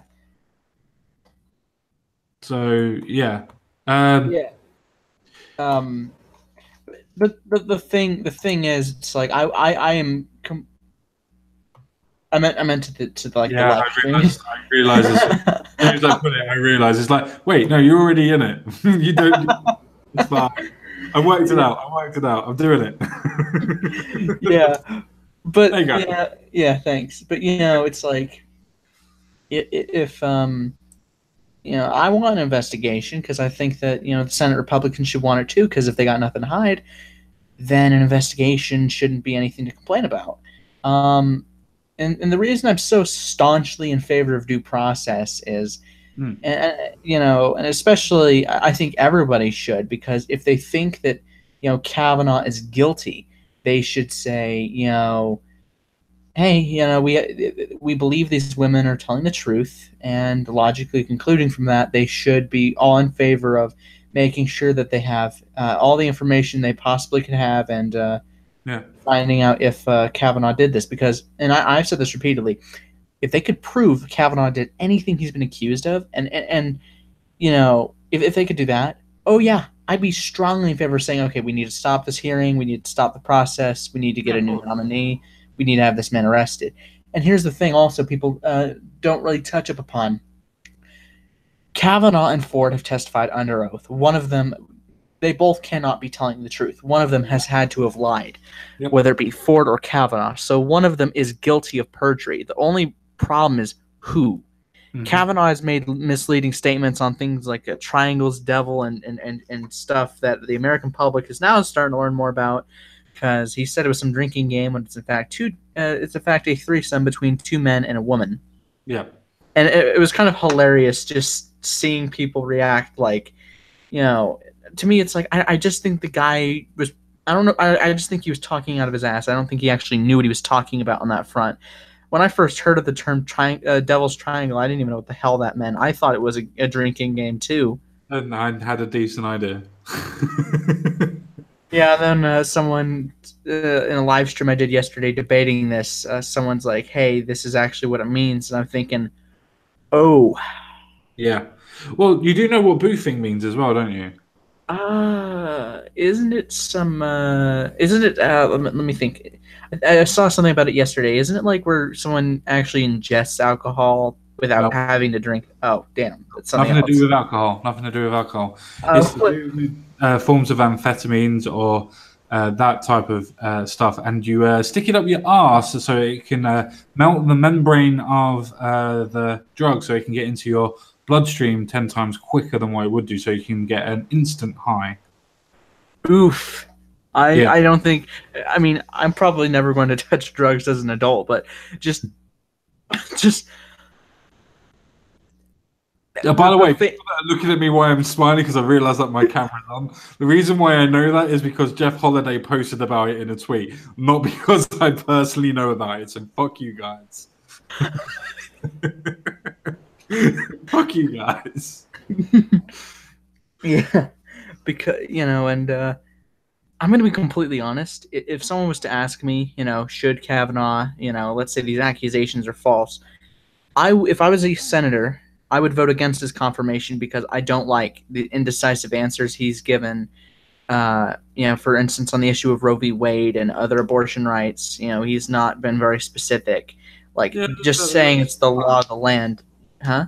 I said, yeah, that's fine, but I think that's to do with personalities. That's not really reasons why he shouldn't be a judge. Those are just personal reasons. Lord Justice.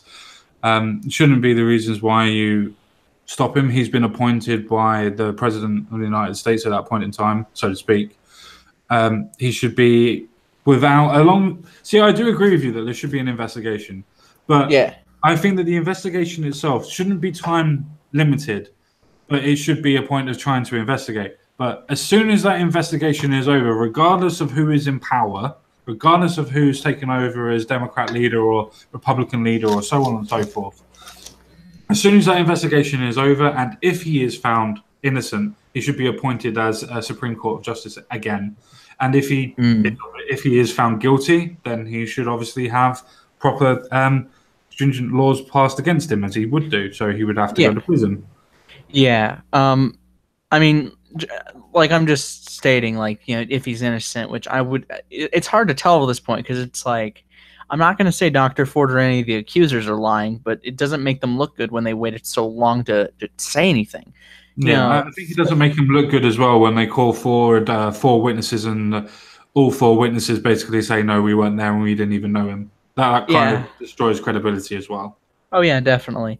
But, when I was mentioning, if I was a senator and I had to vote whether or not to confirm him, it's just I can name actual reasons besides unfounded claims, which Riley Dennis, the meme of left Twitter. Yeah, that was her video was incredibly stupid.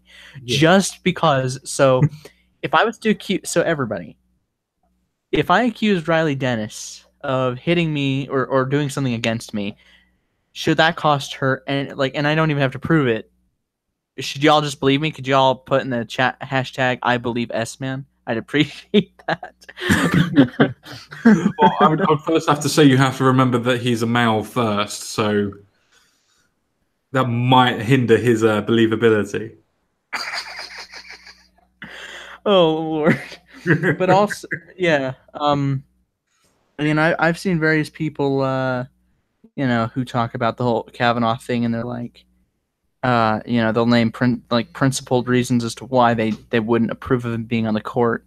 Sure. And they don't even, and some of them believe that he is a rapist, but they decide, they'll support victims, and that's fine. I support survivors all the time. However, I'm not going to just politicizing them is just gross. I'm like, really? Amanda Wolfchild is making a really awesome point about that. You shouldn't politicize people's misfortunes. If someone abused you as a kid, I'm not going to go politicizing that to gain points or whatever, Democrats and Republicans in my country have. And the midterms are going to be a disaster, and it's I have no idea what's going to happen. All I know is it's going to be hilarious. I know I will be laughing at quite a few people. There's a county in my state called Salt Lake County. That's where the Democrats will be if they don't win in the midterms. And to me, that's the most ironic thing ever. Salt Lake. Yeah. Salty tears, the lake of tears. It was a lake of tears when Trump won the election, I can tell you that. I can imagine. Imagine, yeah. But I think that's all that this is. I think this is. I don't want to take the case out of context, and I don't want to take the experience that Ford may have had. And I say may have had because of my personal belief, maybe differ to yours. But I don't want to take the case out of hand or anything. But if it was a case of the Democrats wanting to prove justicely that this person was actually raped, the way that they've gone about it is completely and utterly publicizing everything and politicizing everything and polarizing everybody that's on the right, polarizing everybody on the left. The thing is that the way that they've done it, and I'm sure they've done it on purpose, is to drive a wedge between people that are Democrats and are Republicans, to the point where you have people on Twitter that are now saying that if you're married to a Republican man, divorce that man because that man doesn't believe if you would have got raped or not. And that's disgusting. It's like, I've met Republicans who some of them think that Kavanaugh's guilty. To me, this isn't a Democratic or Republican issue. It's just an issue of, besides, look at the polls among GOP women. Their support for him is in the toilet. Yep. And this whole divisive tactics from the Democrats and Republicans, especially from the Democrats, shows to me they have not learned anything. It was an extremely bitter midterm election in 2014. Only 36% of the country actually went out and voted. Yeah. It was a disaster. And then 2016, it's like the turnout was decent, but it could have been better.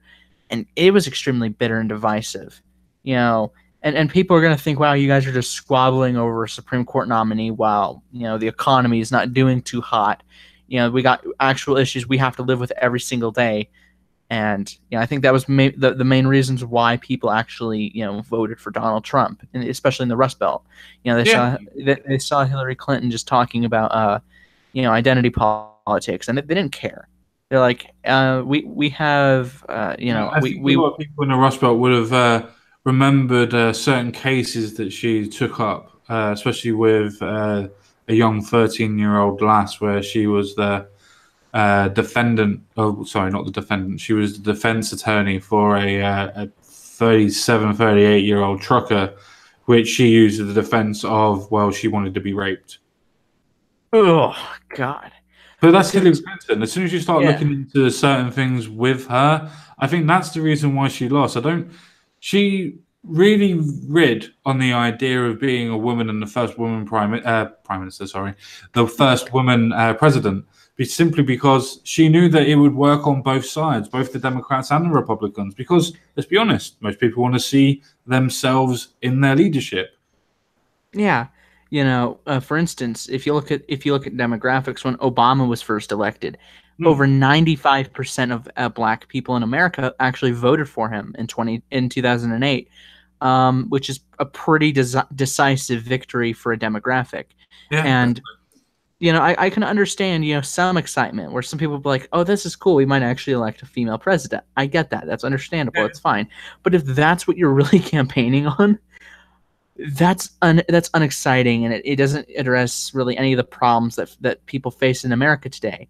I don't know the problems, though, do they? I mean, don't get me wrong. A lot of people like ourselves are probably quite politically tuned into what the demographics are and what the policies are, what the positions are of each and every Democrat and each and every Republican, and so on and so forth.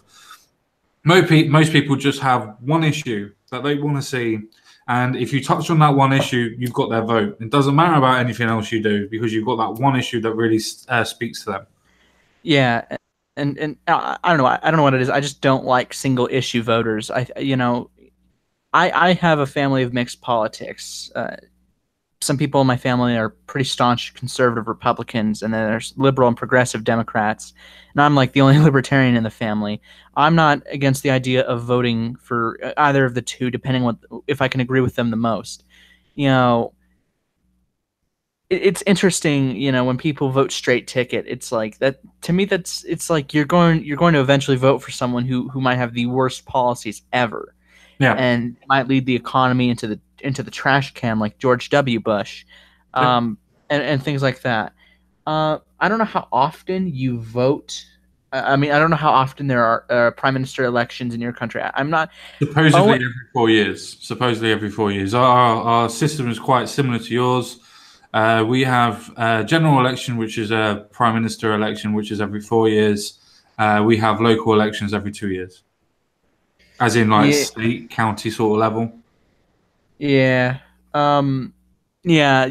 Because Owen was trying to explain how it works in the UK. Because I know next to nothing about UK politics. That's why I don't really comment on it. That's But fine. it was kind of vague, and I'm like, I'm so glad I'm not moving to the UK, or else I'd have to just like open this wide book and trying to think about how, I would much rather have your system as a constitutional republic and the people to play that as democracy than have what we have, which is direct democracy or mob rule. I'd much rather have your electoral college than the first past the post system that we have. Yeah. Or the idea of whoever gets the most seats. It has nothing to do with who gets the most votes, as it is in an electoral college. It's whoever gets the most seats, which means that in everything gets done up as a county, as the state level. So if you have 5 people that win in each state or county for us, then they probably will win the general election and they will have the prime minister as. We don't vote for the prime minister, so to speak. We vote more for the actual policies that go around. But still, that doesn't mean that people like our prime ministers and things like that. I mean, we had like you did with George W., we had our war tyrant of Tony Blair fucking leading us for 7 to 8 years. Yeah. We never learn. Yeah. That, to me, that will always be interesting. Like, the most interesting relationship between prime ministers and U.S. presidents is between W and Blair. Because I remember when I was listening to what W wanted to do when he was just governor of Texas, what his ideas were. He had an ambitious domestic agenda and a foreign policy agenda I could agree with. Yeah. But of course, 9/11 just switched that all around. He had to completely disregard that. I think he would have actually gone down as a pretty decent president, but a lot of the things he did and a lot of shady things he did, and it's like we're still living with the consequences today. With NSA spying into any NSA people that are listening into the stream. Hi. If you could just go to my Twitter and follow me, I'd greatly appreciate that. But just a little bit of help, please. Just promote us a little bit. Just promote us a bit. And I when I was reading up about Brett Kavanaugh, I noticed that he was appointed in, I think, 2006 as a judge by W. And it's also funny when you look at the Democrats and how they treat former presidents, like, because after W left office, he was the most unpopular president, still alive. And now they actually look at him and they think he's better than Donald Trump.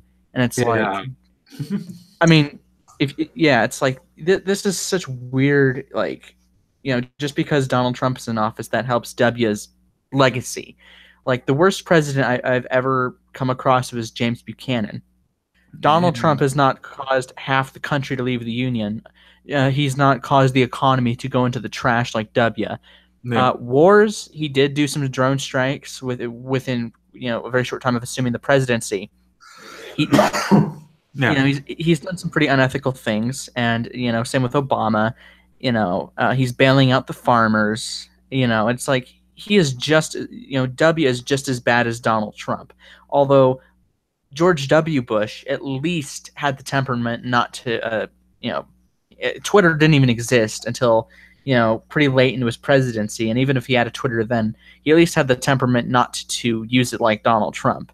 That's like one plus I can give him. And at least W seems like a kid. It had a childish mannerism to him.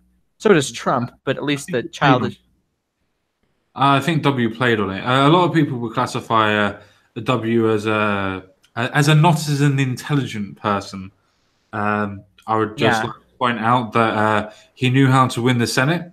He knew how to win the presidency. He knew how to continually win the Senate, win the presidency, because didn't he win it twice?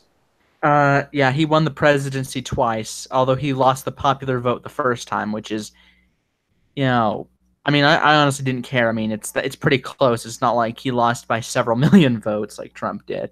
But I've read up about him, and he was kind of a out of control person when he first ran for when he ran for Congress, and he lost pretty handily. Cleaned up his act, ran for governor twice, won both times, and ran for president twice, and he won both times. And he's an interesting president. I do prefer his father over him when it came to who is the better president. Ooh. But I'd have to completely disagree with you on that one. well, I mean, as to who was the better Bush, I'd have to say HW, because I mean, I'm not saying he was a perfect president. Hell, he's not even within my top 10 best presidents. I'd say due to, like broken promises and whatnot, it's like, that's why I'm not a huge fan of him. And also, Memes of Destruction says in the chat, John Kerry wasn't the most exciting candidate. And no, you're right. He flip-flopped, and, to me, it's like if you can't keep a consistent position on the Iraq war, I don't want you leading the military. I don't want you making decisions about foreign policy and whatnot. That's the only reason why both Bushes won their second term. It wasn't because that they were massively popular or doing well in their respected eras. It's because that they were going to war. And generally, if you have a president that is looking to look after you, generally, especially in those times, you would have the support of the country, because the country would have thought that you were doing it for the interest of the country. You weren't, but that's what the country prefers it and thinks it. Yeah, George H.W. Bush actually served one term. He got unseated by Bill Clinton, actually. That election to me is bizarre, just looking at it. Everywhere. They, just pluralities everywhere, But I think American politics is interesting because, whenever I look at a specific election, just seeing what the issues of the day were, it tells a story as to how we got here today. And it's like, of course, yeah. Yeah, I've not looked at very many elections from the United Kingdom, but I mean, they're mostly the same. Yeah, mostly the same issues. We need more houses. We need either to nationalise this or we need to privatise that. Our general elections are basically exactly the same because nothing really changes. So I would like to point out as well that if you do look at any sort of form of politics, most times for general elections, the populist votes are always ones to do with more houses, more social inequity, blah, blah, blah, those type of things. And most people will bring them up. And most people that do bring them up will win their election. Yeah. Regardless of the country. Yeah. I've never been a fan of first past the post. I mean, I was after, the 2016 election because I thought it was by first past the post. And I find out we actually have an electoral college, and this is the 5th time that someone lost the popular vote but won the election. Well, that's the reason you have the college, though. You know that, don't you? Yeah, because I didn't know much about like how our electoral systems worked. I knew that the popular vote was not very important, and I would always see the 270 thing, and I knew it meant something. And then I actually just decided, you know what, I'm just gonna read up about this. Yeah. And every time someone has lost the popular vote but won the election, it was a rather close race. And looking at Canadian politics for decades, it's always been, since it's first past the post, no party that's actually won the election has won a majority of the vote. Yeah, I think that may be the same case in your country. Let me look this up, because in Canada it's been that way for decades. No, for us, if you win the majority, you win the PMship. Yeah, because you have to win the majority of seats to win the general election. Yeah, I mean in the popular vote.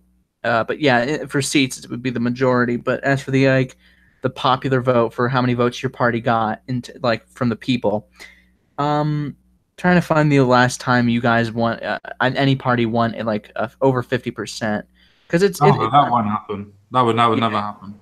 Yeah, you guys have quite a few parties that can pop up, and yeah.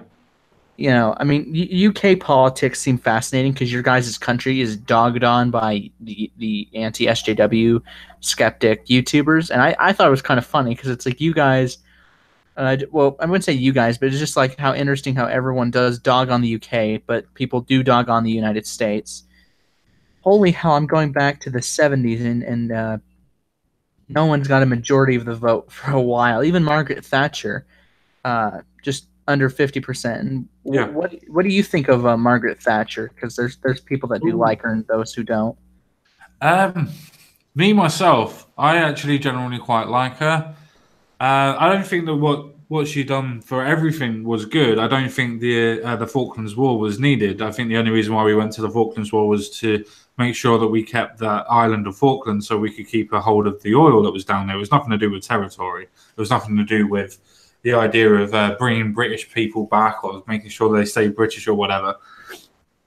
For the idea of the miners strike and things like that, I'm going to be a bit cold on this, but they brought it on their fucking selves. They were some of the most highly paid and highly skilled people in the country at the time. And if you're at such a high wage that it's actually cheaper for the country to buy steel and coal from outside of the country and import it, and then you still want to try and strike and hold the country up, to try and hold the country to ransom, so to speak, to get a higher wage, you kind of deserve it. There's a point of the reasons why greed doesn't work for people. Sorry to say on that one. If you're going up so high, then there's only so much that you can do on that one. Yeah, no, I get that.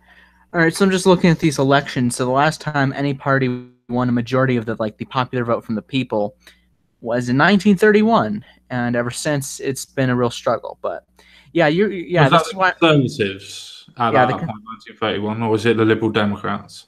It was the Conservatives. The leader was Stanley Baldwin. He's been leading for about 8 years at the time. Yeah, 55% of the votes, and this was a six-way race. Yeah, I wish American politics could have multiple parties spring up and make it a close one. So at least people, I mean, there are days I can understand first past the post, but at the same time, it's I look at I don't know if you know Lapis from Twitter.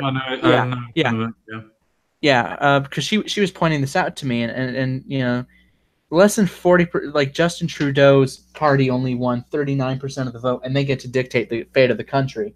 It's that to me is kind of sad. It's we should strive to, if we're gonna have first past the post, it should be a runoff thing. So so if no one gets a majority of the vote, we should do it whoever the top two vote getters are, they would have a runoff, and let's see who is going to win that.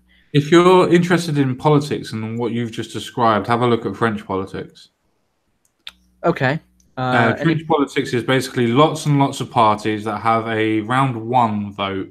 You can put any sort of vote in that you want to for any sort of place, anywhere, and they count it all up. And the two that get the biggest vote majority, then go into a round two, and then everybody has to then get a second vote and put their vote into one of the two most popular votes, two of the most popular parties. That's how the French. Yeah, I'm looking at that right now between Marine Le Pen, which I heard they were trying to. I don't know if they actually did or they just tried to institutionalize her. I don't know what for. I've not looked into that too much. I can tell you what for. They tried to say that she was going crazy, and they wanted to institutionalize her into a psychiatric ward.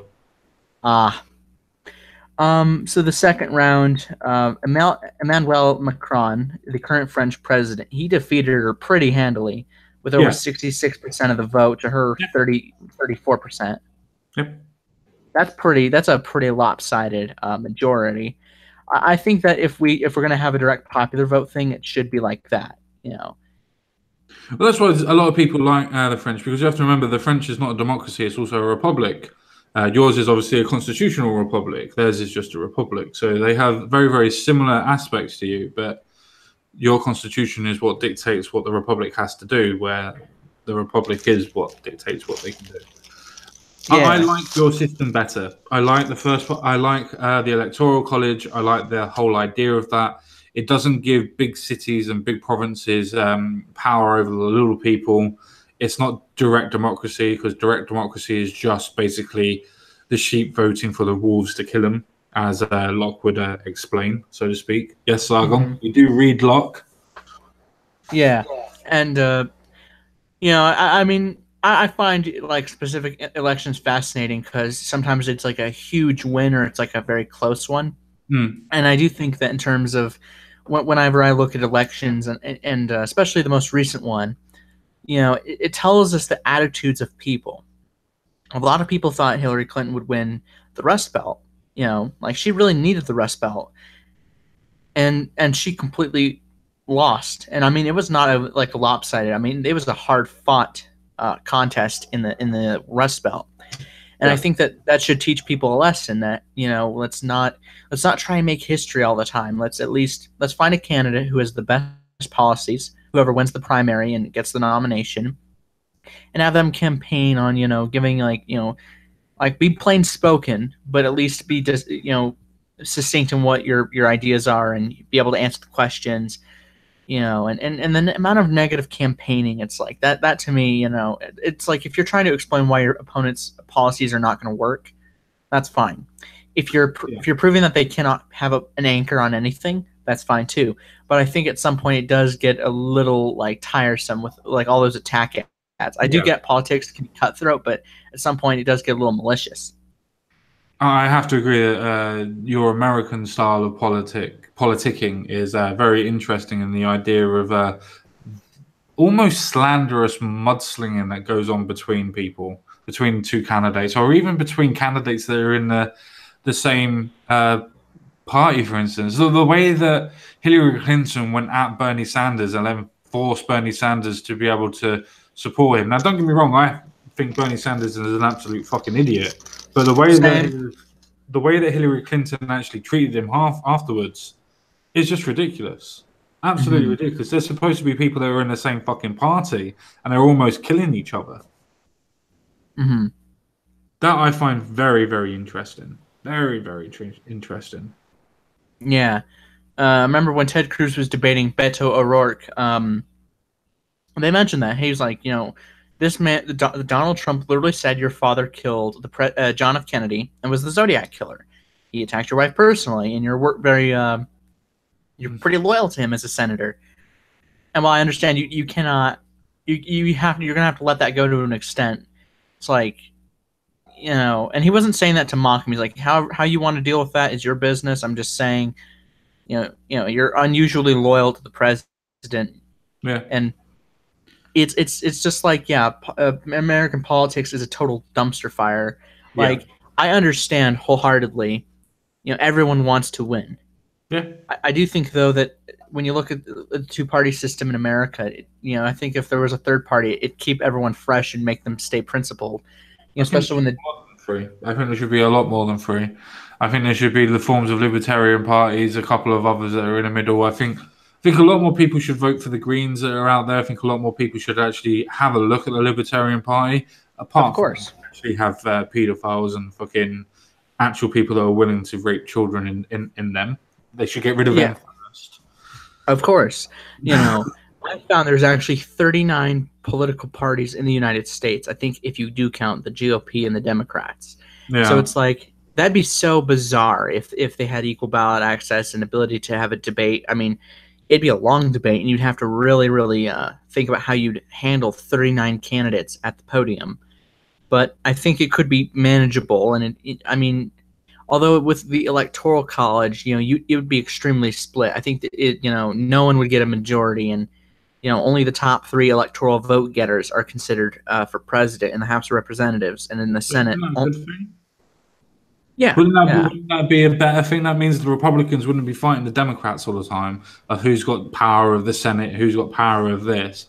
It means that more of a actual democracy type of thing would actually be put into place in your republic.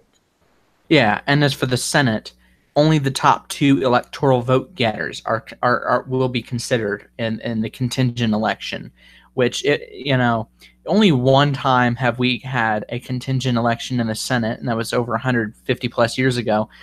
Well, actually, well over 170 years ago. Sure. And then, the last time we had a contingent presidential election in the House was when John Quincy Adams won, and he both lost the electoral and popular vote. I do think if we were to get rid of the Electoral College, as a lot of people demand, I would want ranked choice voting. So like you would rank like who you'd want the most, who you prefer the most, and then you'd go from most to least preferred, or something like that. I've heard various ideas where I really do think that you should not get rid of the Electoral College. The Electoral College is there to be able to give equal opportunities to the Rust Belt, to places that are not as big as Chicago and all the big cities that are out there, for instance. And if you were to turn it into a public vote, then it leaves the big cities, they're the ones to decide who wins the vote. The way that your republic is set up is perfectly for actual democracy in the idea of in the republic and the electoral college, because it gives equal power to equal people. Yeah, because if you look at the states and how many electors they get, for people that might not know, small states. Actually, let me rephrase this. So, every state under the Constitution is entitled to at most 2 senators and 1 representative. So, if I lived out in North Dakota, I get 3 electoral votes in the electoral college. Yeah. If I live in a big state, I get way more than that. So, if I lived in like California, I get 55. It's like, so if I'm winning a ton of states that have only 3 electoral votes and you won California, you already have a lead over me in the electoral college. If there was a presidential election right now, sure, you could actually win 11 states. You could lose the popular vote pretty handily. You could still win the election. But sure. I mean, the chances of it actually happening is like impossible, because you have to win like California, New York, Texas, Florida, Pennsylvania, Illinois, New Jersey. Yeah, there's a couple of states that everybody has to win, but the thing is with the electoral college is it still gives power to those small states. Otherwise, just having the point of, say for instance, obviously with Donald Trump and everything else that happened in 2016, all the states that voted Republican, which was more, if you look at the states, there was just basically a sea of red for America. Oh yeah. And he won that 30 proves states. the fact that those states were all run by Republicans, which means that all those states wanted Donald Trump in power. That's the reason why he won the Electoral College. That's the reason why it works. Oh, yeah. Yeah, because looking at the map itself, he won 30 states and a congressional district from Maine. She won 20 states and the District of Columbia, which never votes Republican. Yeah. There were a number of faithless electors, though, which I do not agree with faithless electors. But I'm not sure if I would actually make it into a law where you cannot be a faithless elector. There's some states that do it. I'm not sure if I would have a nationwide thing. But, yeah, Hillary Clinton won the popular vote by 2.1%, which is, in other words, almost 3 million votes. Or 2 However, they found someone did the math and said that if you take the equivalent of like several Western and Midwestern states, they could actually fit into one county. The population exactly could fit. Yeah, so it's like because it's like about representation in the electoral college. So if we have a contingent election, every state, they only get 1 vote for who would be president in a contingent election if there's no electoral majority. So California only gets 1 vote. So same with North Dakota. As for the Senate, it's the same way.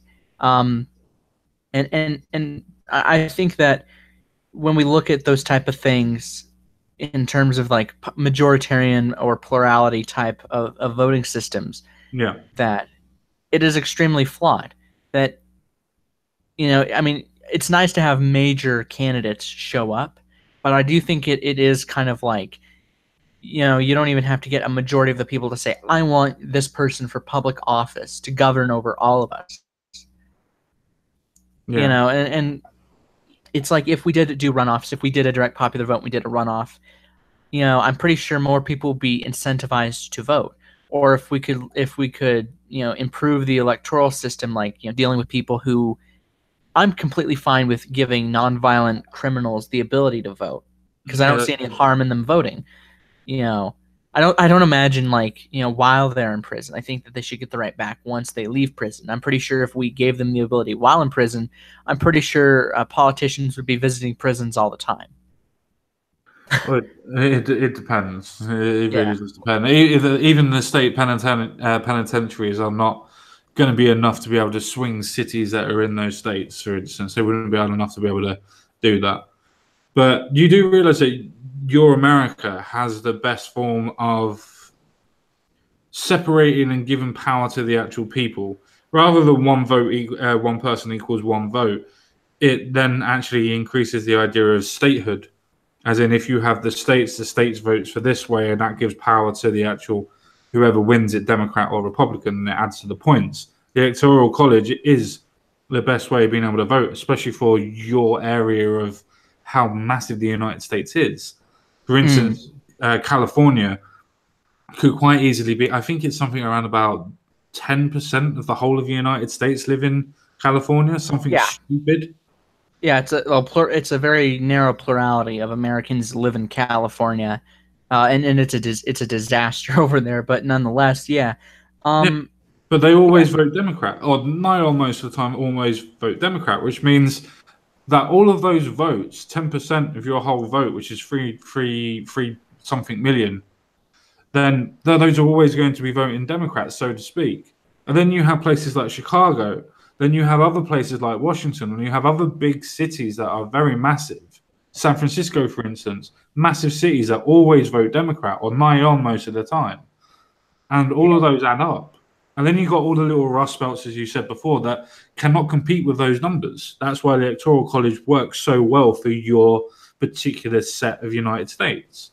Yeah. I'm going to choose a particular state to look at. So I'm going to look at the state of Illinois, where Chicago is at. Yeah. I'm looking at the map, and it's pretty red, actually, except she won it pretty handily, but he won perhaps, I think, more counties than she did. I'm going to show everybody. So we look at Illinois. Are we? Yeah, we are. Go on. Oh, it's to be more conservative. And some county Your microphone's still decisive there. Is it working now? Yeah, that's better. Yeah, I don't know what's going on, but you look at several states. It's like you look at the stronger states.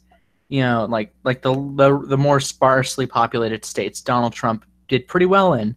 Yeah. The state of West Virginia was his strongest state with over 68% of the vote.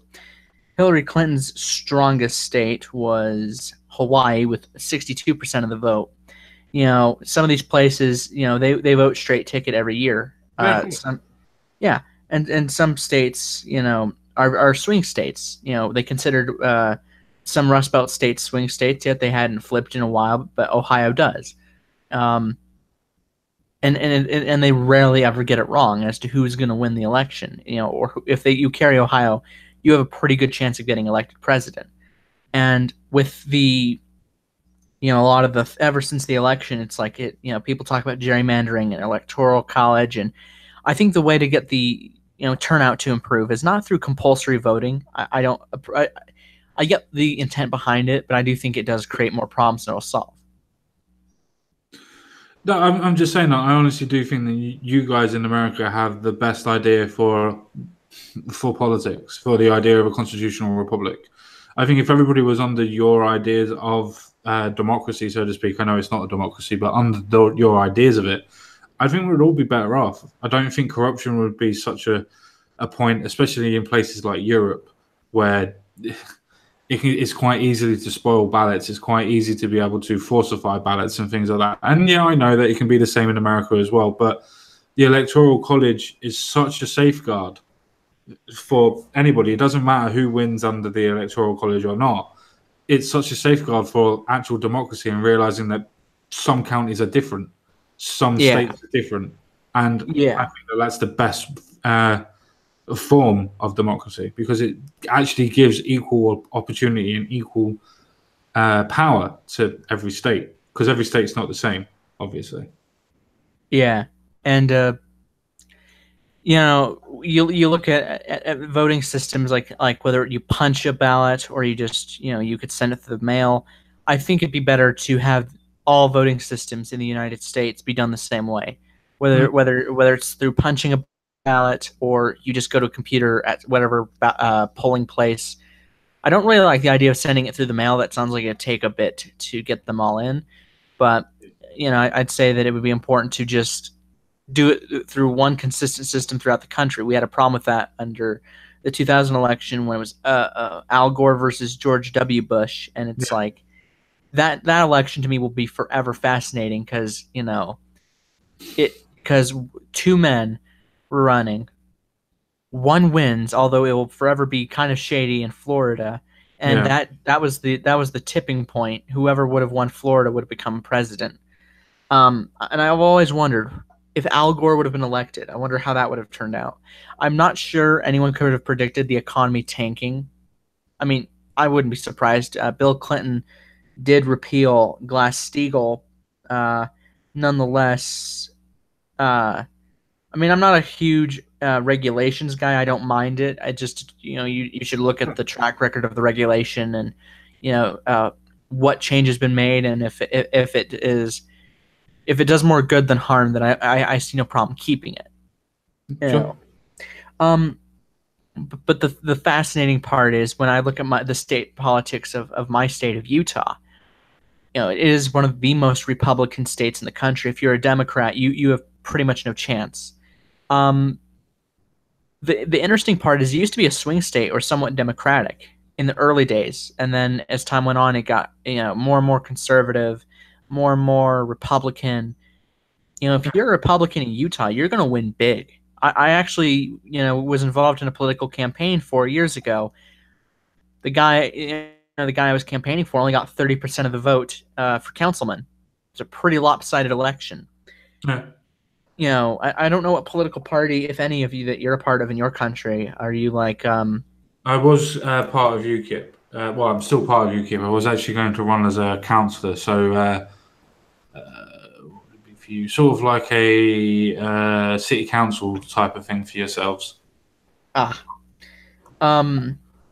not looked too much into UKIP, but I remember hearing Sargon was joining it, and I'm thinking, oh boy, I wonder if UKIP, because there was conflicting reports on whether or not they kicked him. And Sargon is an interesting guy because he has a mixed legacy on here. Like, some people like him and some people strongly disapprove of him.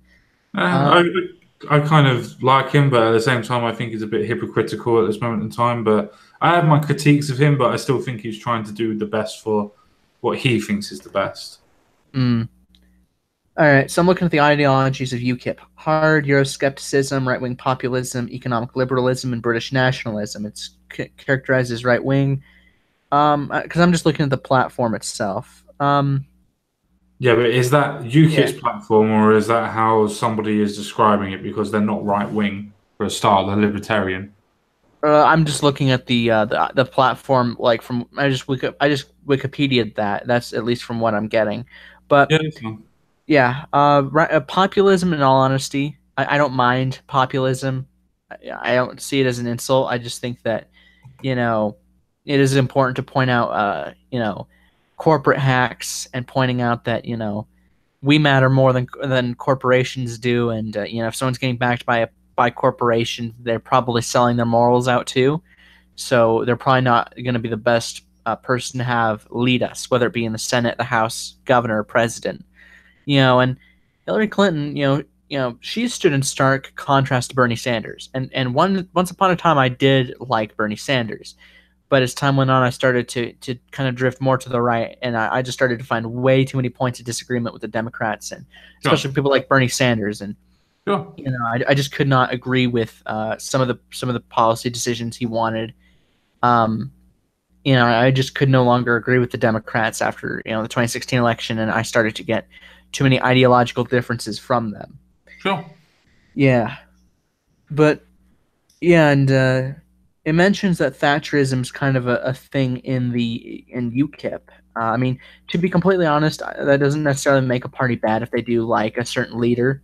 Like no, Thatcherism is an actual ideology. Thatcherism is the idea of neoliberalism, which is the idea of everybody should be able to trade freely, and everybody should be able to trade freely without tariffs. Yeah, I'm a free trader type of guy myself. I do think, though, I mean, I was asked if I was a neoliberal one time, and it's like I wasn't exactly entirely certain of how you defined it. I got the definition of it's a liberal who likes free markets. It's like I don't really. Whenever you hear neoliberal, it's a globalist. Yeah. Yeah, I do like the Libertarian Party because I always found that I do like the approaches they have on foreign policy, domestic issues, and then there's some issues where it's like we wouldn't need the state involved in. Sure. I do think though that like there's some, of course, issues I'm going to disagree with the libertarians on, and that's like capital punishment. But other than that, it's like usually I mostly agree with them, and I do like the type where it's like, like there's some people like that might be socially conservative. They might not be for LGBT people, but they'll say that's none of my business and they'll leave it alone. Yeah, sure. I think we should I think that's what people should strive to be at minimum and at most, just I because agree. it's like, so see, it's like you might believe there's more than two genders. I personally don't. I don't. But I honestly do not care enough to really say anything. It's like, if you want, like if someone asked me to call them by their pronouns, I'm probably just going to do it because I just don't care enough to say anything. It's like, I do it out of politeness. yeah, I just do it out of politeness. It's like, you're not asking me a major thing. You're not asking me for a kidney. I mean, if someone did ask me for a kidney, They can fuck off. yeah. Yeah, well, it's true. If you're going to want one of my kidneys, I'm going to tell you to fuck off. But yeah, I do think that with politics, I mean, I got interested at a rather young age because after the election of Obama, I was a rather young kid, and I mean, I'd find his speeches, I'd find them to be inspiring. Oh, I see. The thing is, a lot of people will go through and say different things about different speakers. Now, I dislike these people's ideologies, but for the level of speaking and how they indoctrinated their people, there is no better than how Stalin spoke to people and how Hitler spoke to people. If you want to know how to audiate, to an audience, those are the people that you should follow, not for ideology, but for how they spoke and how passionately they either pretended or how they went through. Winston Churchill is another.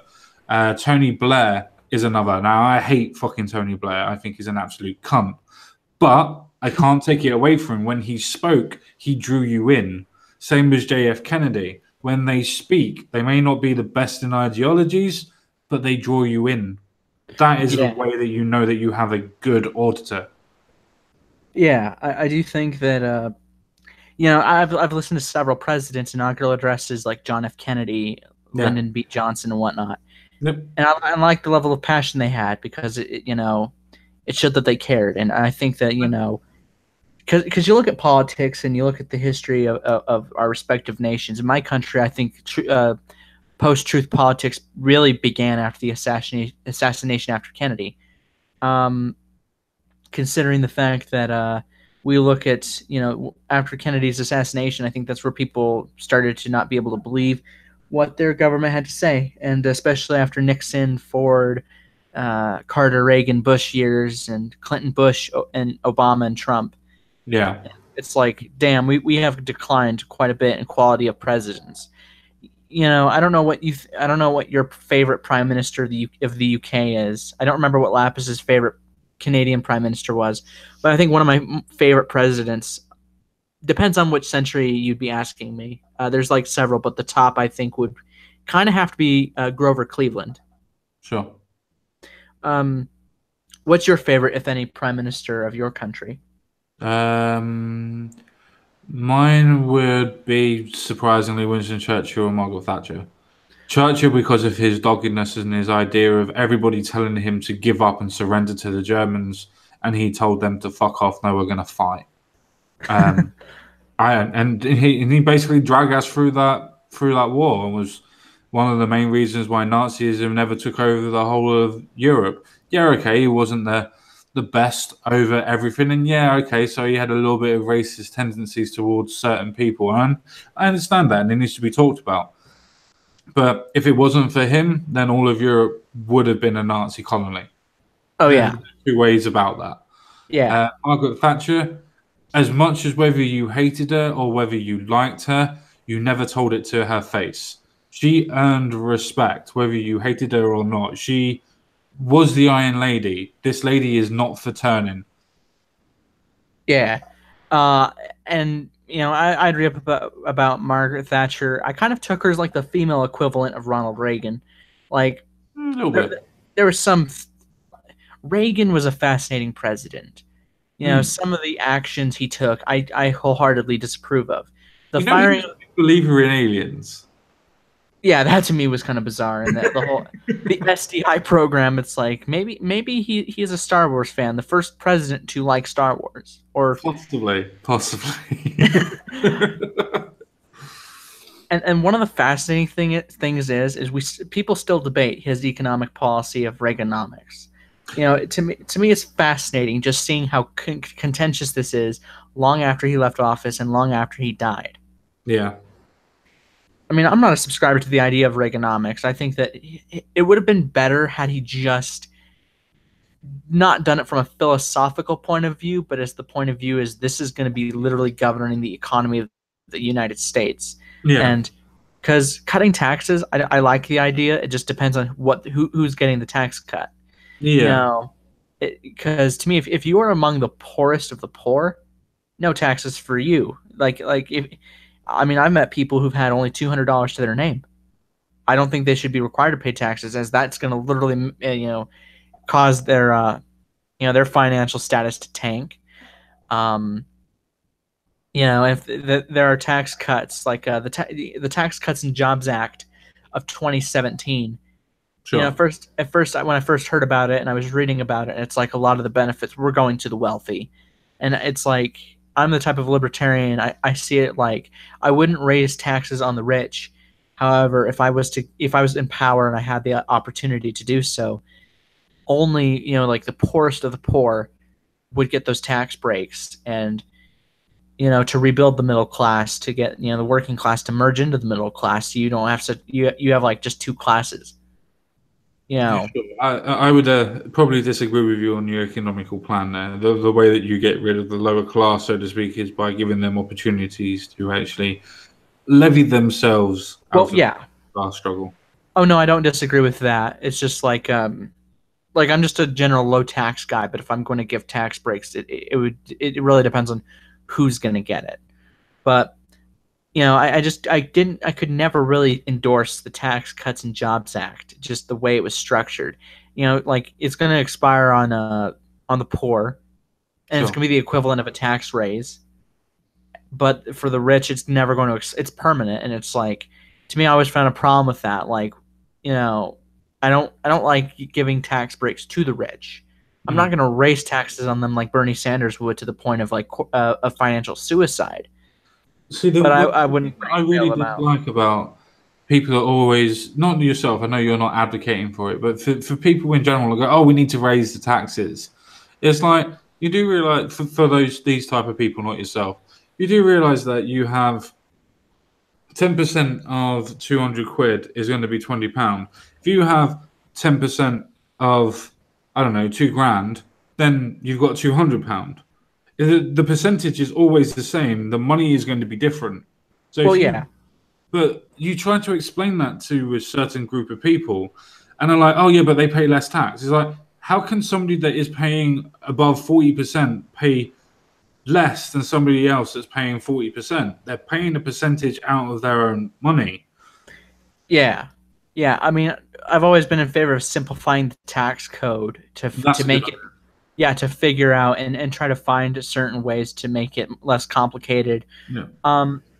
Also like the idea of balancing the budget.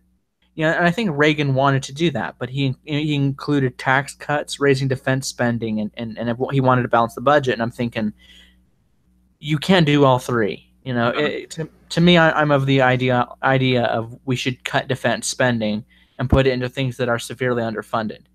Because the healthcare system in the United States is very flawed. If I wasn't going to get the type of healthcare system, I wouldn't mind trying. I would decide that if we cut the military budget by at least, I'd say 10% is fine. You should put it towards healthcare infrastructure and whatnot, just to try it out. I've never been a huge. I used to be a huge military guy, in terms of like, I was totally fine with a lot of these wars we fought, and then I look into it and find out a lot of them were not actually constitutional. I couldn't agree with it, and I'm like, I felt so bad for thinking Iraq had weapons of mass destruction.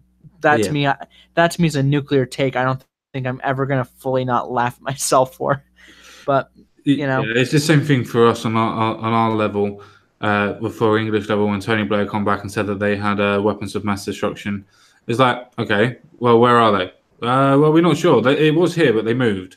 To the point of we've actually had, I can't remember his name, God bless him, but we had a doctor that was supposed to be that